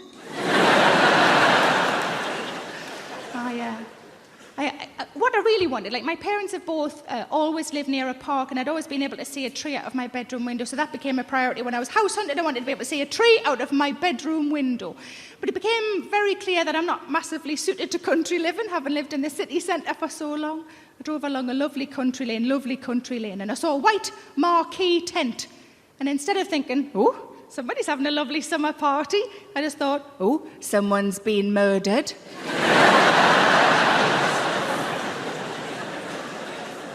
But I found a house that I liked and I got a survey done. The survey came back and it meant nothing to me at all. But luckily I've got a friend who's a builder and he said, let me have a look, and then I put it into layman's terms. I said, smashing. And it gives a cheer if you own your own home. It gives a cheer if you rent. See, up to this point, I'd only ever rented, and I think there are phrases that mean nothing to those of us who rent that the rest of you understand, because my friend the builder said, there is one thing you will need. I said, oh yeah, what's that? He said, you'll need a damp-proof course. And I genuinely said, I haven't got time to go to college. But one of the things the house that I bought did have is a log burner. I've never had a log burner before. I got quite excited by the log burner. Not as excited as my fella did. He went, oh my God, we'll be able to get a toasting fork. We'll be able to toast things. And I thought, he does know I've got a toaster, doesn't he? But he went after work. I went straight out and bought a toasting fork. I was too excited. I came back in with it. I grabbed a loaf of bread and I thought, I'm just going to sit in front and work my way through. Bloody love toast.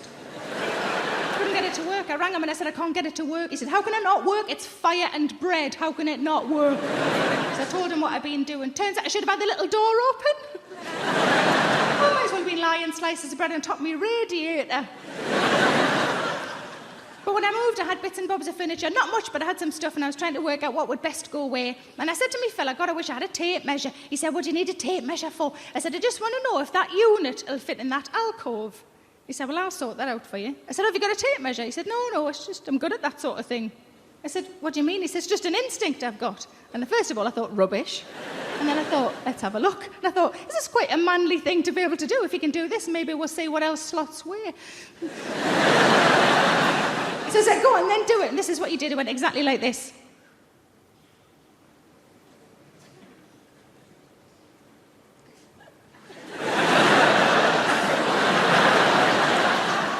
I said, is that it? You could at least got your cock out and done 6 inches, 6 inches, 6 inches, 6 inches. But I have developed a new hobby. Some of you probably already do this. I've started listening into people's conversations on the bus and the train. It's quite entertaining. And I was listening not long ago to 2 old ladies, and they were talking about what they would do if they were men for a day. And I thought, this is going to be brilliant, because pensioners are, by definition, bonkers. But I went out to lunch with a couple of my friends, and I thought, well, I'll ask them the same question. So my first friend, I said, what would you do if you were a man for a day? Without even thinking, she just went, I'd have a wank. Sounded like she needed to. She sounded awfully tense. But these old ladies, different generation to me and my friends, in their 80s, and one of them just said, Edith, what would you do if you're a man for a day? The other one said, no, in my luck, I'd get a Tuesday. And what can you do on a Tuesday?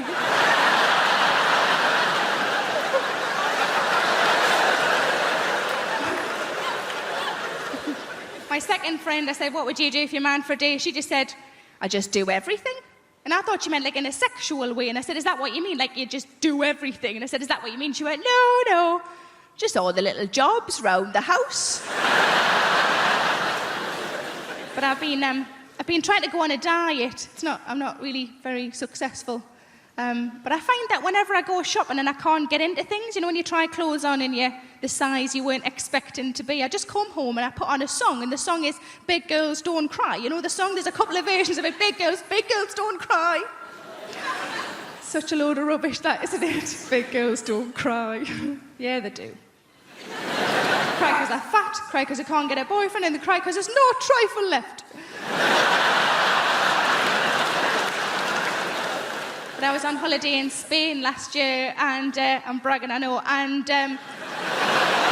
outside the hotel was a lovely pool, and I wanted to go in the pool, of course I did, but I'm not overly confident with my figure in a swimming costume, and I was watching the women who were walking in the pool, and these were like tiny, you know, these wafer-thin, tiny women. And I thought, I'm not going to walk in with one of them. If I walk in with one of them, people are going to think I've bloody eaten one. And I wouldn't anyway, because there's no meat on them. So what I decided to do instead is just to walk in with the children, because kids are all really fat these days, aren't they? If I walk in the same time as a 9-year-old boy who's got bigger tits than me, nobody's looking at me anymore. But like I say, I don't have kids, and most of my friends don't have kids, but I think if you ask any woman who doesn't have kids what would worry them about having kids would always be childbirth. It's quite a reasonable thing to worry about childbirth. From what I understand, it changes you downstairs, doesn't it? It changes you downstairs. I quite like my downstairs the way it is, thanks very much. Certainly don't want a bloody extension. But it's bound to change though, isn't it? Because you're forcing a person out. That's what you're doing. You're forcing a person out. I've never forced a person out. I forced a couple in.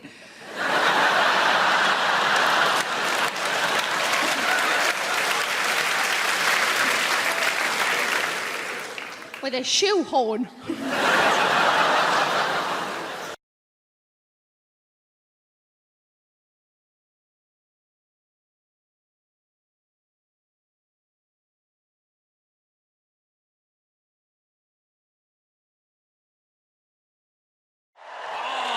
We have a great show for you tonight. We have a fantastic show. Very funny comedians. I know funny. I do very funny. People always ask me who I think is funny. That's the number 2 question I get asked as a comedian.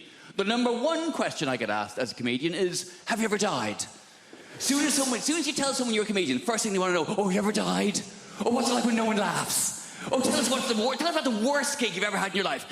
Please, relive for me, in minute detail, the worst moment of your professional career. Have you ever really died? It's like saying to a doctor, tell us about the last patient you lost. What happened? With the family crying. I bet they were, weren't they? Yeah. People are such ghouls. It's the number 1 question. Have you ever died? Number 2 question, though, is what makes you laugh? People always want to know that from me. Who do you think is funny? And that's a nicer question. That's more understandable. You know, I make people laugh. People want to know what makes me laugh. In the same ways you might say to your hairdresser, who cuts your hair? Or you might say to someone in an Audi, who do you think drives like a cock? Same kind of thing. I like that joke. It's a short joke, it's a sharp joke, and also with that joke, I get to spot every Audi driver in the room. I can just see it there. Pinched expression on your face there. All right, no need to be like that about it. I've done well for myself. It's a very reliable machine. And the fact that I can tell you're an Audi driver by the expression on your face means technically you've just given a form of indication. So well done. Good for you. Who knew you could do it? Yeah. Have you ever died? Who do you think is funny? You always get asked the same questions. That's what I don't like doing interviews. I love doing this job. This is great. I love standing here talking to you, though. But doing interviews, it's a necessary evil. It's part of the job. I having to answer questions. And I don't even like watching interviews. You'd rather watch a comedian tell jokes than talk about how they wrote them. You'd rather watch a singer sing songs than talk about their inspiration. You'd rather watch a sports person do their sport. You'd certainly rather watch a sports person do their sport. Come on now. Sports interviews can be turgid affairs at best. And then I hit it with my foot. You mean you kicked it? If you like. They're really interesting. They're really, and I'm not slagging sports people. It takes a great deal of single-mindedness to excel at a sport to a point where people want to interview you about it. But sports people are famous because they're good at sport, not because they're good at talking about sport. That's why you find a sports person who is good at talking about sport, the BBC will cream their knickers over them. We found a woman. She used to ride horses. That's a sport. And she's quite lively and engaging and charismatic. Put her on absolutely everything! Do not let her out of your sight. Even people I'm a fan of. Andy Murray. I love Andy Murray. Britain should be very proud of Andy Murray. He's done a lot to be proud of. He's won Wimbledon. He's an Olympic gold medalist. And he put up with a lot of shit when he was, what, 8th best in the world? Oh, you bloody loser, you.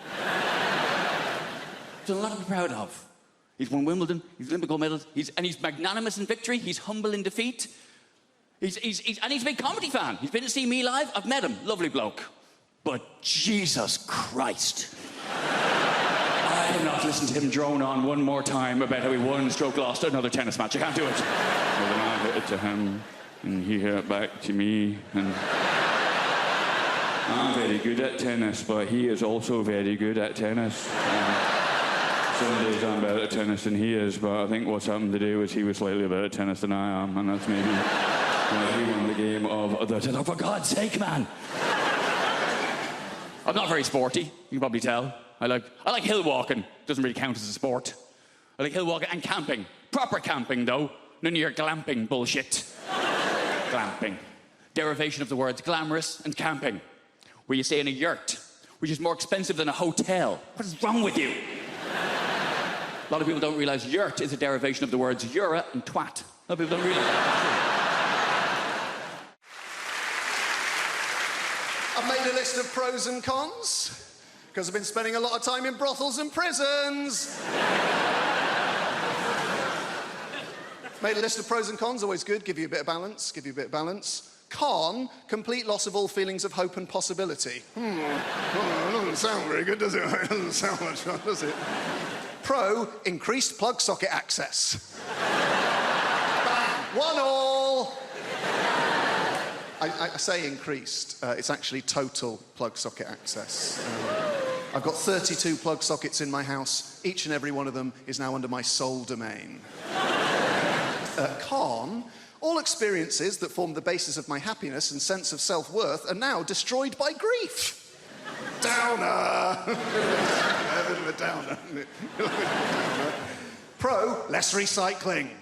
I can fit it all in the green box now. It's remarkable when you take into account just how much I'm drinking. Oh, John, you're meant to heat mulled wine. All right, Your Highness, hand me the bottle and leave. Con, I'm gonna lose me house. Bit of fun. Pro, 25% off council tax. I was on that like a ferret. Dialing as the door slammed. And that's us fresh out of cons. The rest are just pros, guys. Yeah. Increased freezer space, all 4 drawers. Cheaper gas and electric. Reduced wear and tear on fixtures and fittings. And when I say reduced, I don't mean by half, because I was only ever responsible for about 10% of scuffs and spills. So we're looking at a net reduction of 90% in real terms. This is my favourite one. Ultimate control over where the iPhone charger cable is and why it is there. There was a time it would take hours to answer the questions, where is the iPhone charger cable and why is it there? Not anymore. Plugged in next to the bed, most convenient place to have it. Simple. Is it unplugged in the bathroom? No, it's not. It'd be a ludicrous place to keep it. There's no plug socket in the bathroom. Is it in the front pocket of a rucksack you no longer use? That'll be the last place you look. That'll be very frustrating. Is it plugged in on a train we have alighted from? No. It's plugged in next to the bed because that's the most convenient place to have it. This year, I did no lilt February. Thank you. I know it sounds impossible, but you take it one day at a time. Did I have any today? No, you're a legend. It gets hard around the middle of the month, you get the cravings. It's called lilt guilt. You're like, oh, I bloody love the lilt. It's the night where you go to the shop at midnight, you kick the doors in, where's the lilt? And they're like, we don't stock it anymore. Like, ah! So you try and make your own hooch lilt, you know, you get a pineapple and a grapefruit, and you add in batteries and a horse's head, and you're like, it's good, but it's not totally tropical. Did that joke in America recently. Turns out they don't have lilt there. This is all I do. Imagine if this was your actual... I go like blah, blah, blah, and you go, ah, ha, ha, ha, money. Can't believe I get away with it. You do actual, proper London jobs. You know, like blacksmith, you know? Farrier. Brunch DJ. The big 3. I tell you, I do not trust people who work in offices. I know, right? What are they doing? Nothing takes that long. They're planning something. They must be. Do you know? Do you ever call in to visit your friend in an office unexpectedly? Everyone just shits themselves. They're like, what's he doing here? Cover the screen, lie across the spreadsheet, get him out. Kind regards, warm regards, best. That's how they talk. I've seen the email. Hey. I know what it's like in the real world. Look, sometimes I check in your world. Oh, gross, back to showbiz. And No, I'm very self-aware of the level of fame that I have. I was in a supermarket recently, and an older lady came up to me, and she put her hands on my shoulders, and she said, "You are vaguely familiar." And that is it. I did a gig in Wrexham, and I was at an ATM machine, and a guy cycled by, and he shouted at me, "Surprised to see you at an ATM machine." And I've been obsessed with it since then. What did he mean? Like, on the one hand, is he surprised I don't have a butler to go to the ATM machine for? No, I think it's the opposite. I think I'm surprised you have any money whatsoever doing keyboard horse shit. Here's my greatest ever showbiz tale. I did a gig in your Milton Keynes recently, thank you, and I was staying in the Milton Keynes Hilton, and she is the least well-known of all the Hilton sisters. And I checked in after the gig at like 12:30. Room 303 is where this took place. Open the door, TV on in the room. Not that uncommon in the chain hotels. I guess it's to welcome you. But get this, on the TV is me playing the shitty keyboard on some show. Immediate thought is like, is this a service they provide to all guests? If so, no, it's the realization, this is it. I've arrived, and I waltz into the room, down the little corridor with the loo away to the left, and as the room opens out, there is a fully naked man lying on the bed. So they've given me the key to someone else's room. But he is lying there, watching me on the TV, and he looks up.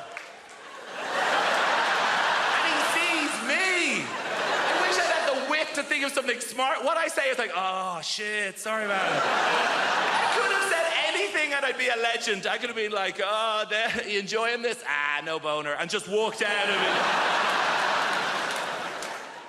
I've realised that the musician I want to be is the drummer from Coldplay. I want to be the drummer from Coldplay so badly because that dude is rich as shit and no one knows who the fuck he is.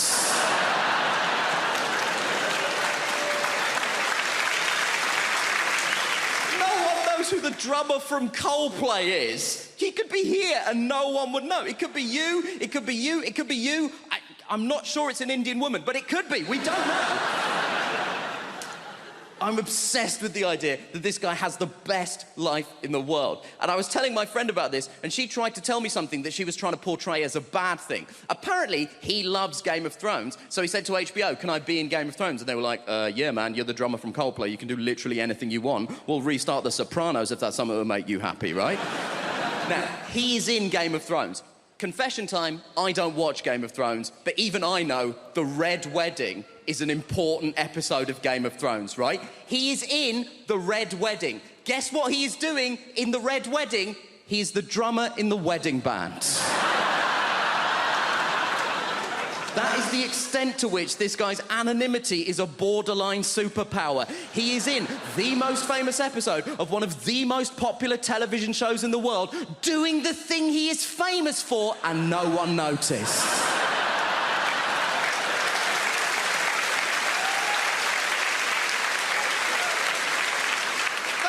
Kaiser Soze shit.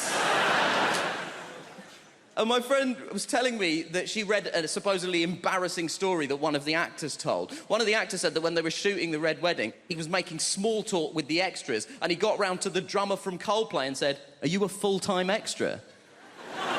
And the guy was like, "No, I'm a musician." So he said, to the drummer from Coldplay, "He played on anything I might have heard of?" To which the drummer from Coldplay was presumably like, have you heard of All Music?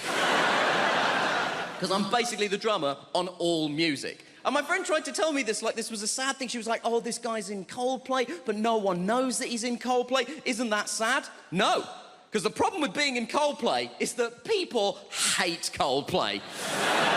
People hate Coldplay so much. And the people who hate Coldplay don't say things like, "Oh, it's not to my taste." They say things like this, "I hate Coldplay!" But what you mean when you say that is, "I hate Chris Martin." No one is angry with the drummer from Coldplay. No one has ever been like, oh, the drummer from Coldplay! It's ruined my life! And I know what you're thinking. You're thinking, Nish, why are you so obsessed with the drummer from Coldplay? There's 2 other people in that band. We don't know anything about them either. And you know what? You're right. There's a guitar player and a bassist in Coldplay. I wouldn't know them even if they were here. I assume it's you two, but only because he sat next to her and I spoke to her already. That's all I've got to go on at this point. They have the exact same life as the drummer, because I did a bit of research into this. Turns out Coldplay are one of those bands where they split the royalties equally. So they have the exact same life as the drummer, apart from one detail. They have the exact same life as the drummer. They have the same level of wealth, access, and anonymity. But crucially, the drummer is sat down.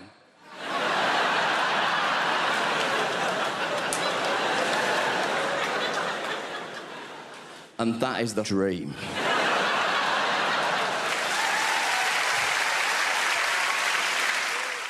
Do you love London? I love London. I feel like London is created by the people, right? Who are just crazy and sexy and ambitious. I got into an Uber the other day, not bragging, and I got into an Uber and the driver, he said, would you like to have the radio on? And I was like, oh, I don't mind, it's up to you. And then he said, well, actually, I make my own music. Do you mind if I put some of that on? No, I don't. And then he put on Drake's new album.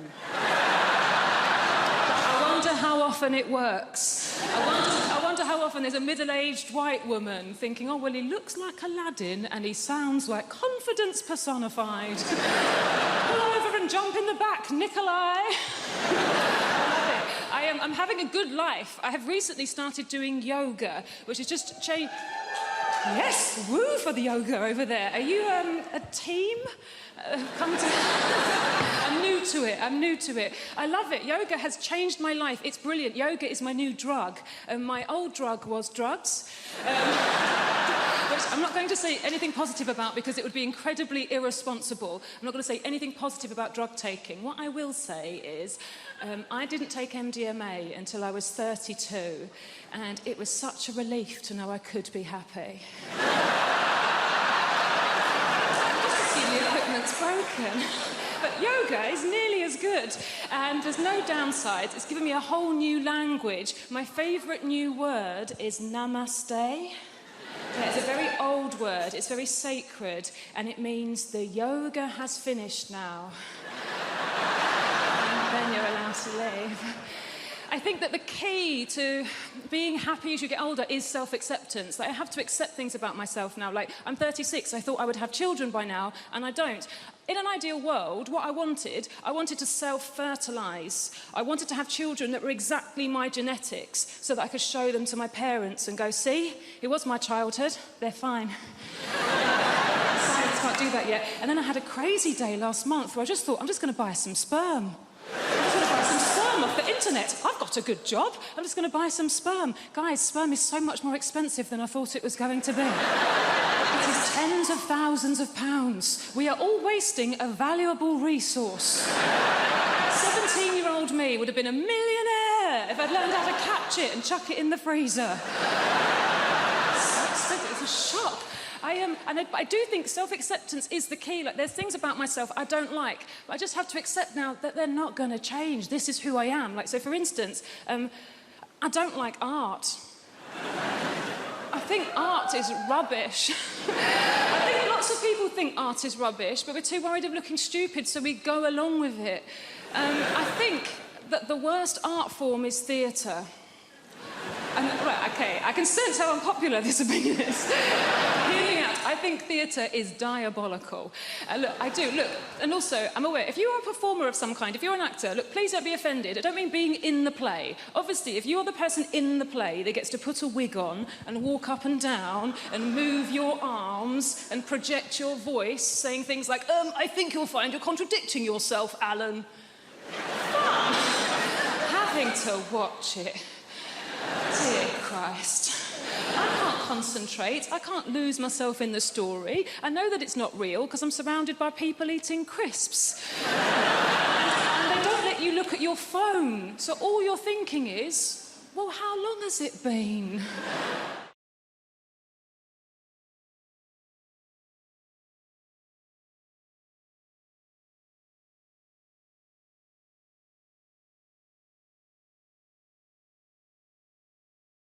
That have come out of this pandemic. I do. And I think one of the major good things that's come out of it is how we've embraced new technology. Isn't it? Because it's just unbelievable. Who knew what Zoom was 2 years ago? None of us. Like last week, I had to do a speed awareness course online. Now, you should be doing that on something called Zoom, but that's the world we're in now. It's the world we're in. I've got a phone that can recognise my face. That already makes it better than my nan. Come on! I embrace new technology. I do, because could you imagine if this pandemic had happened like 30 years ago? No internet, no Zoom, no Pornhub. I don't know why I looked at you, sir, but I did. Because I think we've forgotten, here in 2021, we've forgotten what really being bored feels like. Like proper bored. My friend's little boy said the other day he gets bored waiting for an app to load. Fuck off, mate. That is not boredom, is it? I'm talking Sunday afternoon in the 80s. That was boredom. When it was raining, you'd read every book in the house. I grew up in Maidstone. That's a Mills and Boon and an Argos catalogue. Your mum's watching something black and white on the only telly in the house, so you listen to your Walkman for a bit, but the batteries are dying, so Madonna's Like a Virgin sounds like Barry White singing it. You can't go and buy more batteries, can you? You can't, because all the shops are shut. And I mean, all the shops are shut, even the petrol stations are shut, and then when you think your day can't get any more tedious, your dad would go, get in the car, everyone, we're going to go and visit someone. That's what we do, isn't it? On a Sunday afternoon in the 80s, we would visit people for no reason other than to ruin their day. Do you know what? Young people don't believe this when you tell them, we never told them we were coming. Could you imagine doing that to someone today? They'd be livid, wouldn't they? We used to spend every Sunday with people wishing that they'd hoovered and we'd fuck off, didn't we? I'm right, aren't I? The only people who phoned ahead in the 1980s were the IRA. Fact.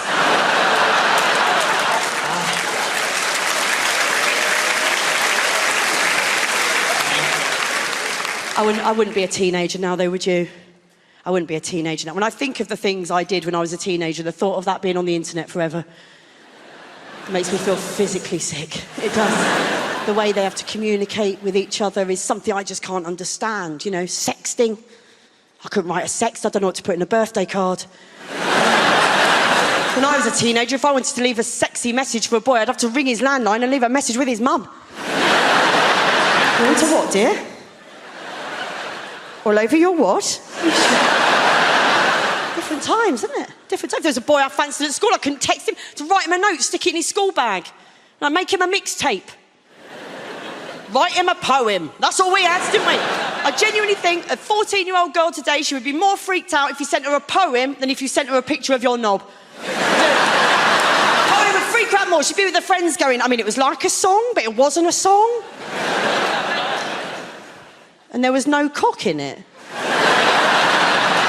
Not even a bollock, no. Different times, you know. Different. Apparently, young people today, they are most likely now to have their very first sexual experience online. By FaceTime or Skype. They're not even in the same room. You've got one teenager in this house on their phone and the other teenager in this house on their phone, and that's how they're having their first sexual experience. And I just think, do you know what? Getting fingered behind a caravan at a fairground is not ideal. But at least I was getting some fresh air. Some people find very strange things entertaining. There are people out there, some people love scary movies. Ugh, I hate scary movies. They're too scary. They scare the shit out of me. Every time I see a scary movie, I'm scared for days. I hate them, but there are people who love them. There are people out there who actively seek them out, who actually enjoy the sensation of being scared by a movie. I've never understood that attitude at all. I've never been frightened in real life and gone, oh, Jesus. Yeah, I'll pay for that. Yeah, all right. That felt horrible. £13? Sure, yeah. Let's go now. Ridiculous. My friend's like this, right? My friend Jason loves scary movies. Jason can't get enough of scary movies. Actually, loves scary movies, Jason. Jason is black, which I only mention because you imagined him white, and he isn't.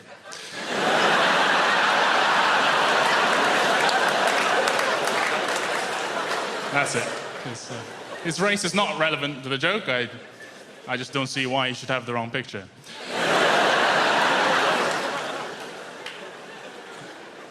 But Jason loves scary movies, and he's always trying to get me to go see him with him, go to the cinema and see scary movies with him. I'm like, Jason, I don't want to pay money to feel worse. That's an illogical exchange. That's a bad transaction, Jace. I don't want to do that. I was thinking about it. It's such a first world privilege. Don't you think? To enjoy scary movies. What a first world Western privilege. I mean, how comfortable is your life that you have to go out and buy a ticket just to know what it's like to feel under threat?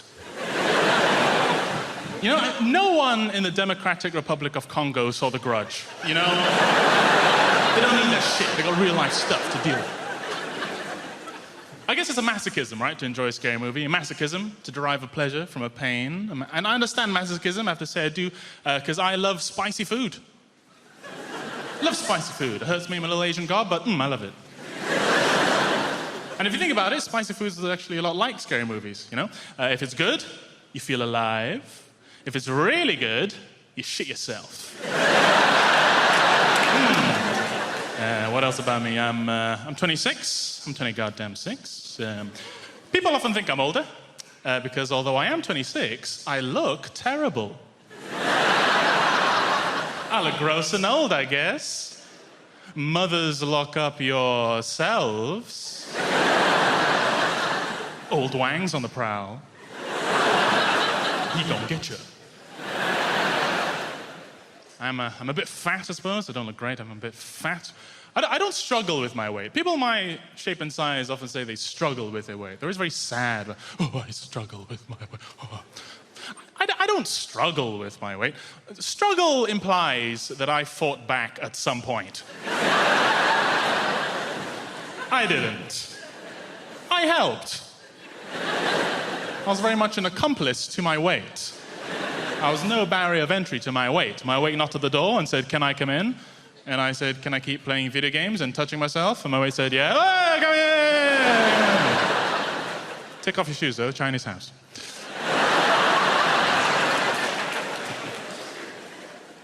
I've been trying to work on my look, though. I've been trying to look better. I've been trying to work on my look. I think it's important for all of us to have a distinct look that we like and to accomplish it as best we can. And so I have settled on the look of Cambodian dictator.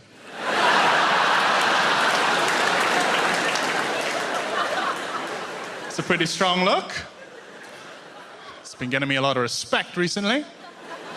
Mainly from Cambodian people. But then I got fun shoes at the end. Racist people think that I'm barefoot, but there you go.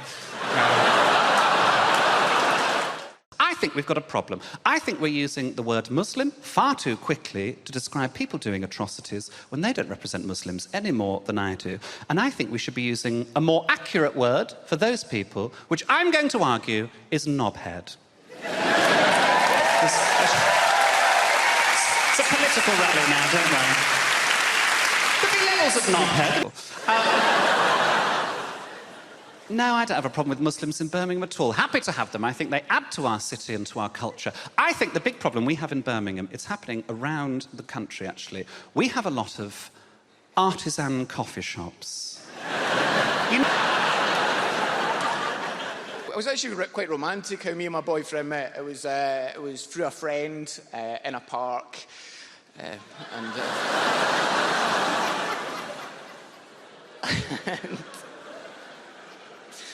And it wasn't on Grindr though, because that's usually how. Because like straight people, you've got Tinder, and Grindr is like Tinder, except it tells you how far gay people are away from you in feet. It's like, why would you ever need to know on your phone how far a gay person is away from you in feet, like some kind of sat-nav to find them? If anything, Grindr should be for homophobes. If you're terrified of gay people. That's a handy application to have on your phone. Just walking down the road going, oh, Jesus, I'm not going that way now. Oh, my God, I'm surrounded. How do you get out of this church?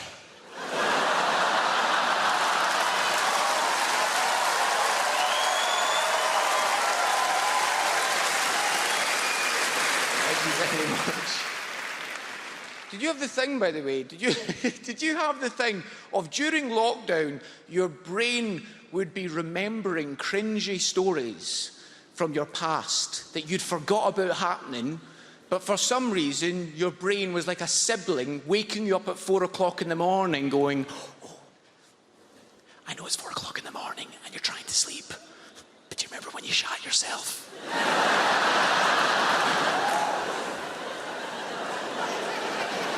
I'll be back in an hour with another one. Because some of the date stories I was remembering, I was like, oh no, that was horrendous. I can't believe I did that. Because on dates, I would get so nervous that I would do stupid voices to try and make them laugh, which is cute, but not sexy in the slightest. Nobody's ever gone, I didn't find him attractive. And I thought, no, I'm not going to go back to his. But then he did Kermit the Frog, and immediately I was turned on. You want to come back to my house with Kermit? It'd be really hot. And on a date, a guy told me he was a massive Lord of the Rings fan. And when he told me that, I thought, I'll save Gollum for dessert. And when he said to me, Larry, I've got to go and get my taxi, it took me by surprise. And instead of going, oh, before you go, I've got this wee Gollum impression you might enjoy, instead I panicked, dropped my cutlery and grabbed his hand and led him out of the restaurant as Gollum.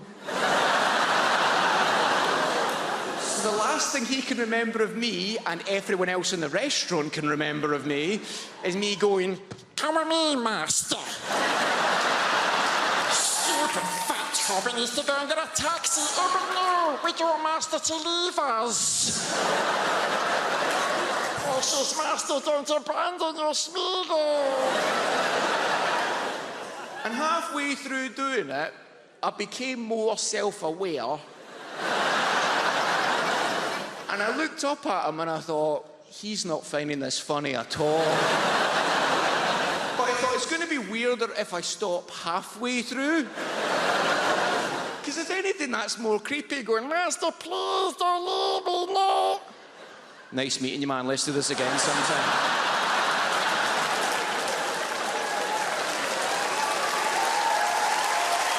Thank you so much.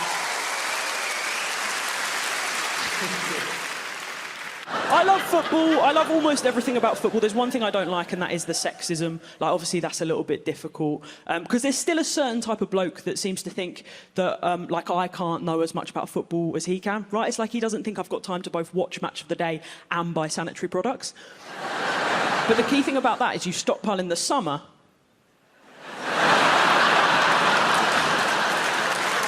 So you're ready for when the season starts in the winter. I love these guys, though. I call them the proper footballing geezers. You've probably seen them knocking around. They're big guys, massive fucking heads, big thick neck veins where they store all of their repressed emotions. Weirdly, they're always very active on Twitter for some reason. And they'll always have a Twitter handle which is like @MillwallMike69. And then you'll click onto their Twitter profile and their bio will always say something like, love my kids, hate nonces. And you're sort of thinking, come on, mate, pick a side.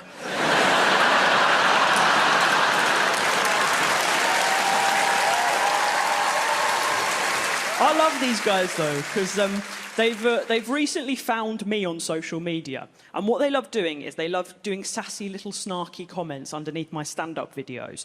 And they do these sort of sick burns. And there's a phrase that I've sort of started noticing recently that they're all using. So what they've all said under my stand-up videos is this phrase. They say, Lewis Capaldi looks like he's let himself go. Which pisses me off, because Lewis Capaldi's already let himself go.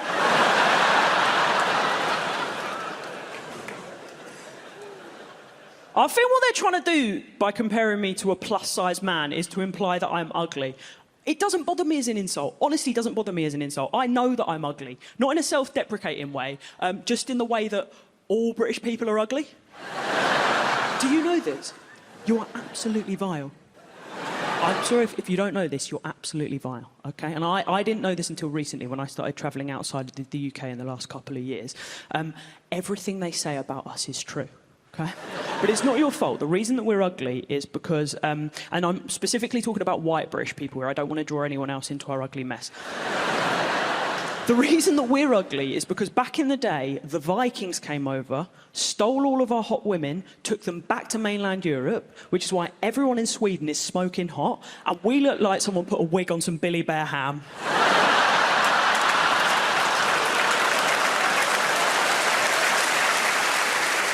But it had an amazing reaction because it meant that we had to develop great personalities. Because you never heard someone go, "This is my Swedish friend, he's a laugh."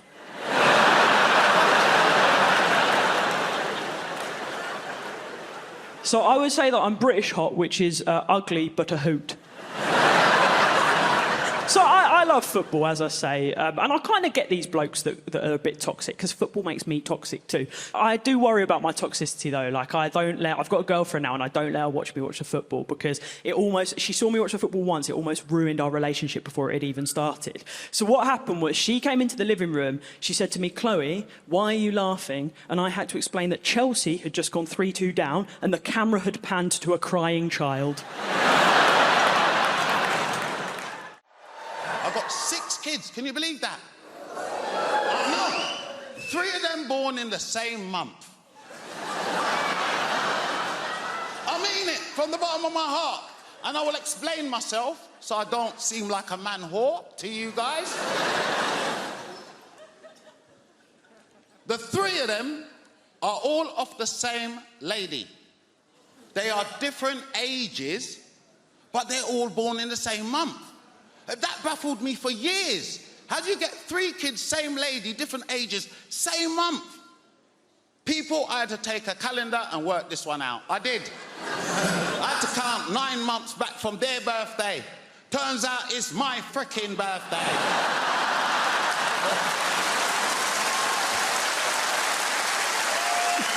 These are my little birthday presents, you know. You lot can clap and laugh and everything. When is my birthday now? I don't want no punani. She can keep that shit. That's expensive fanny right there, innit? There's a lot of stuff I liked about parenting, and there's a lot of things I didn't like doing. I didn't like doing shit like, for instance, the school Christmas play. Have you not ever been to a primary school Christmas play? What a load of shit. It is. Come on now, there's no kids in here. What a load of shit. If you've never been, I'll explain. First, they usher you into the assembly hall. And they sit us down, big grown folks, on them little miniature chairs. You ever seen them? Look at the size of me, I can't fit in one. They either do that or they sit you down on that long apparatus bench. Remember the long? That's what they sit big people down on for hours. So by the time you try to get up, you've got rigor mortis in your back.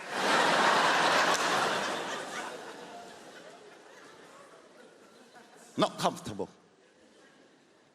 2, I've noticed of recent, these kids don't seem to rehearse their part they got in the Christmas play.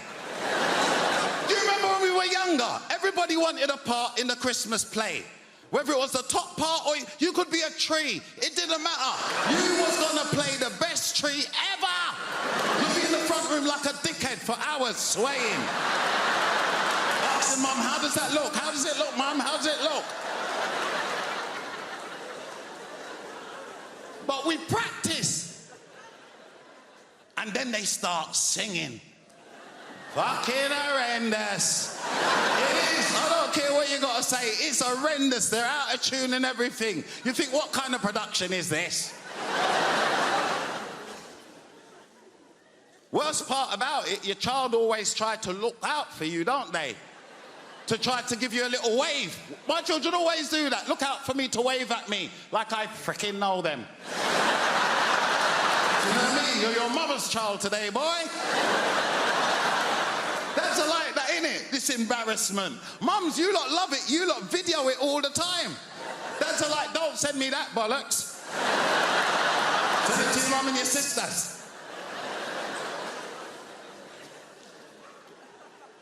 They are. Didn't enjoy that. Didn't enjoy them cooking at school and bringing that poison on for me today. Do you know what I mean?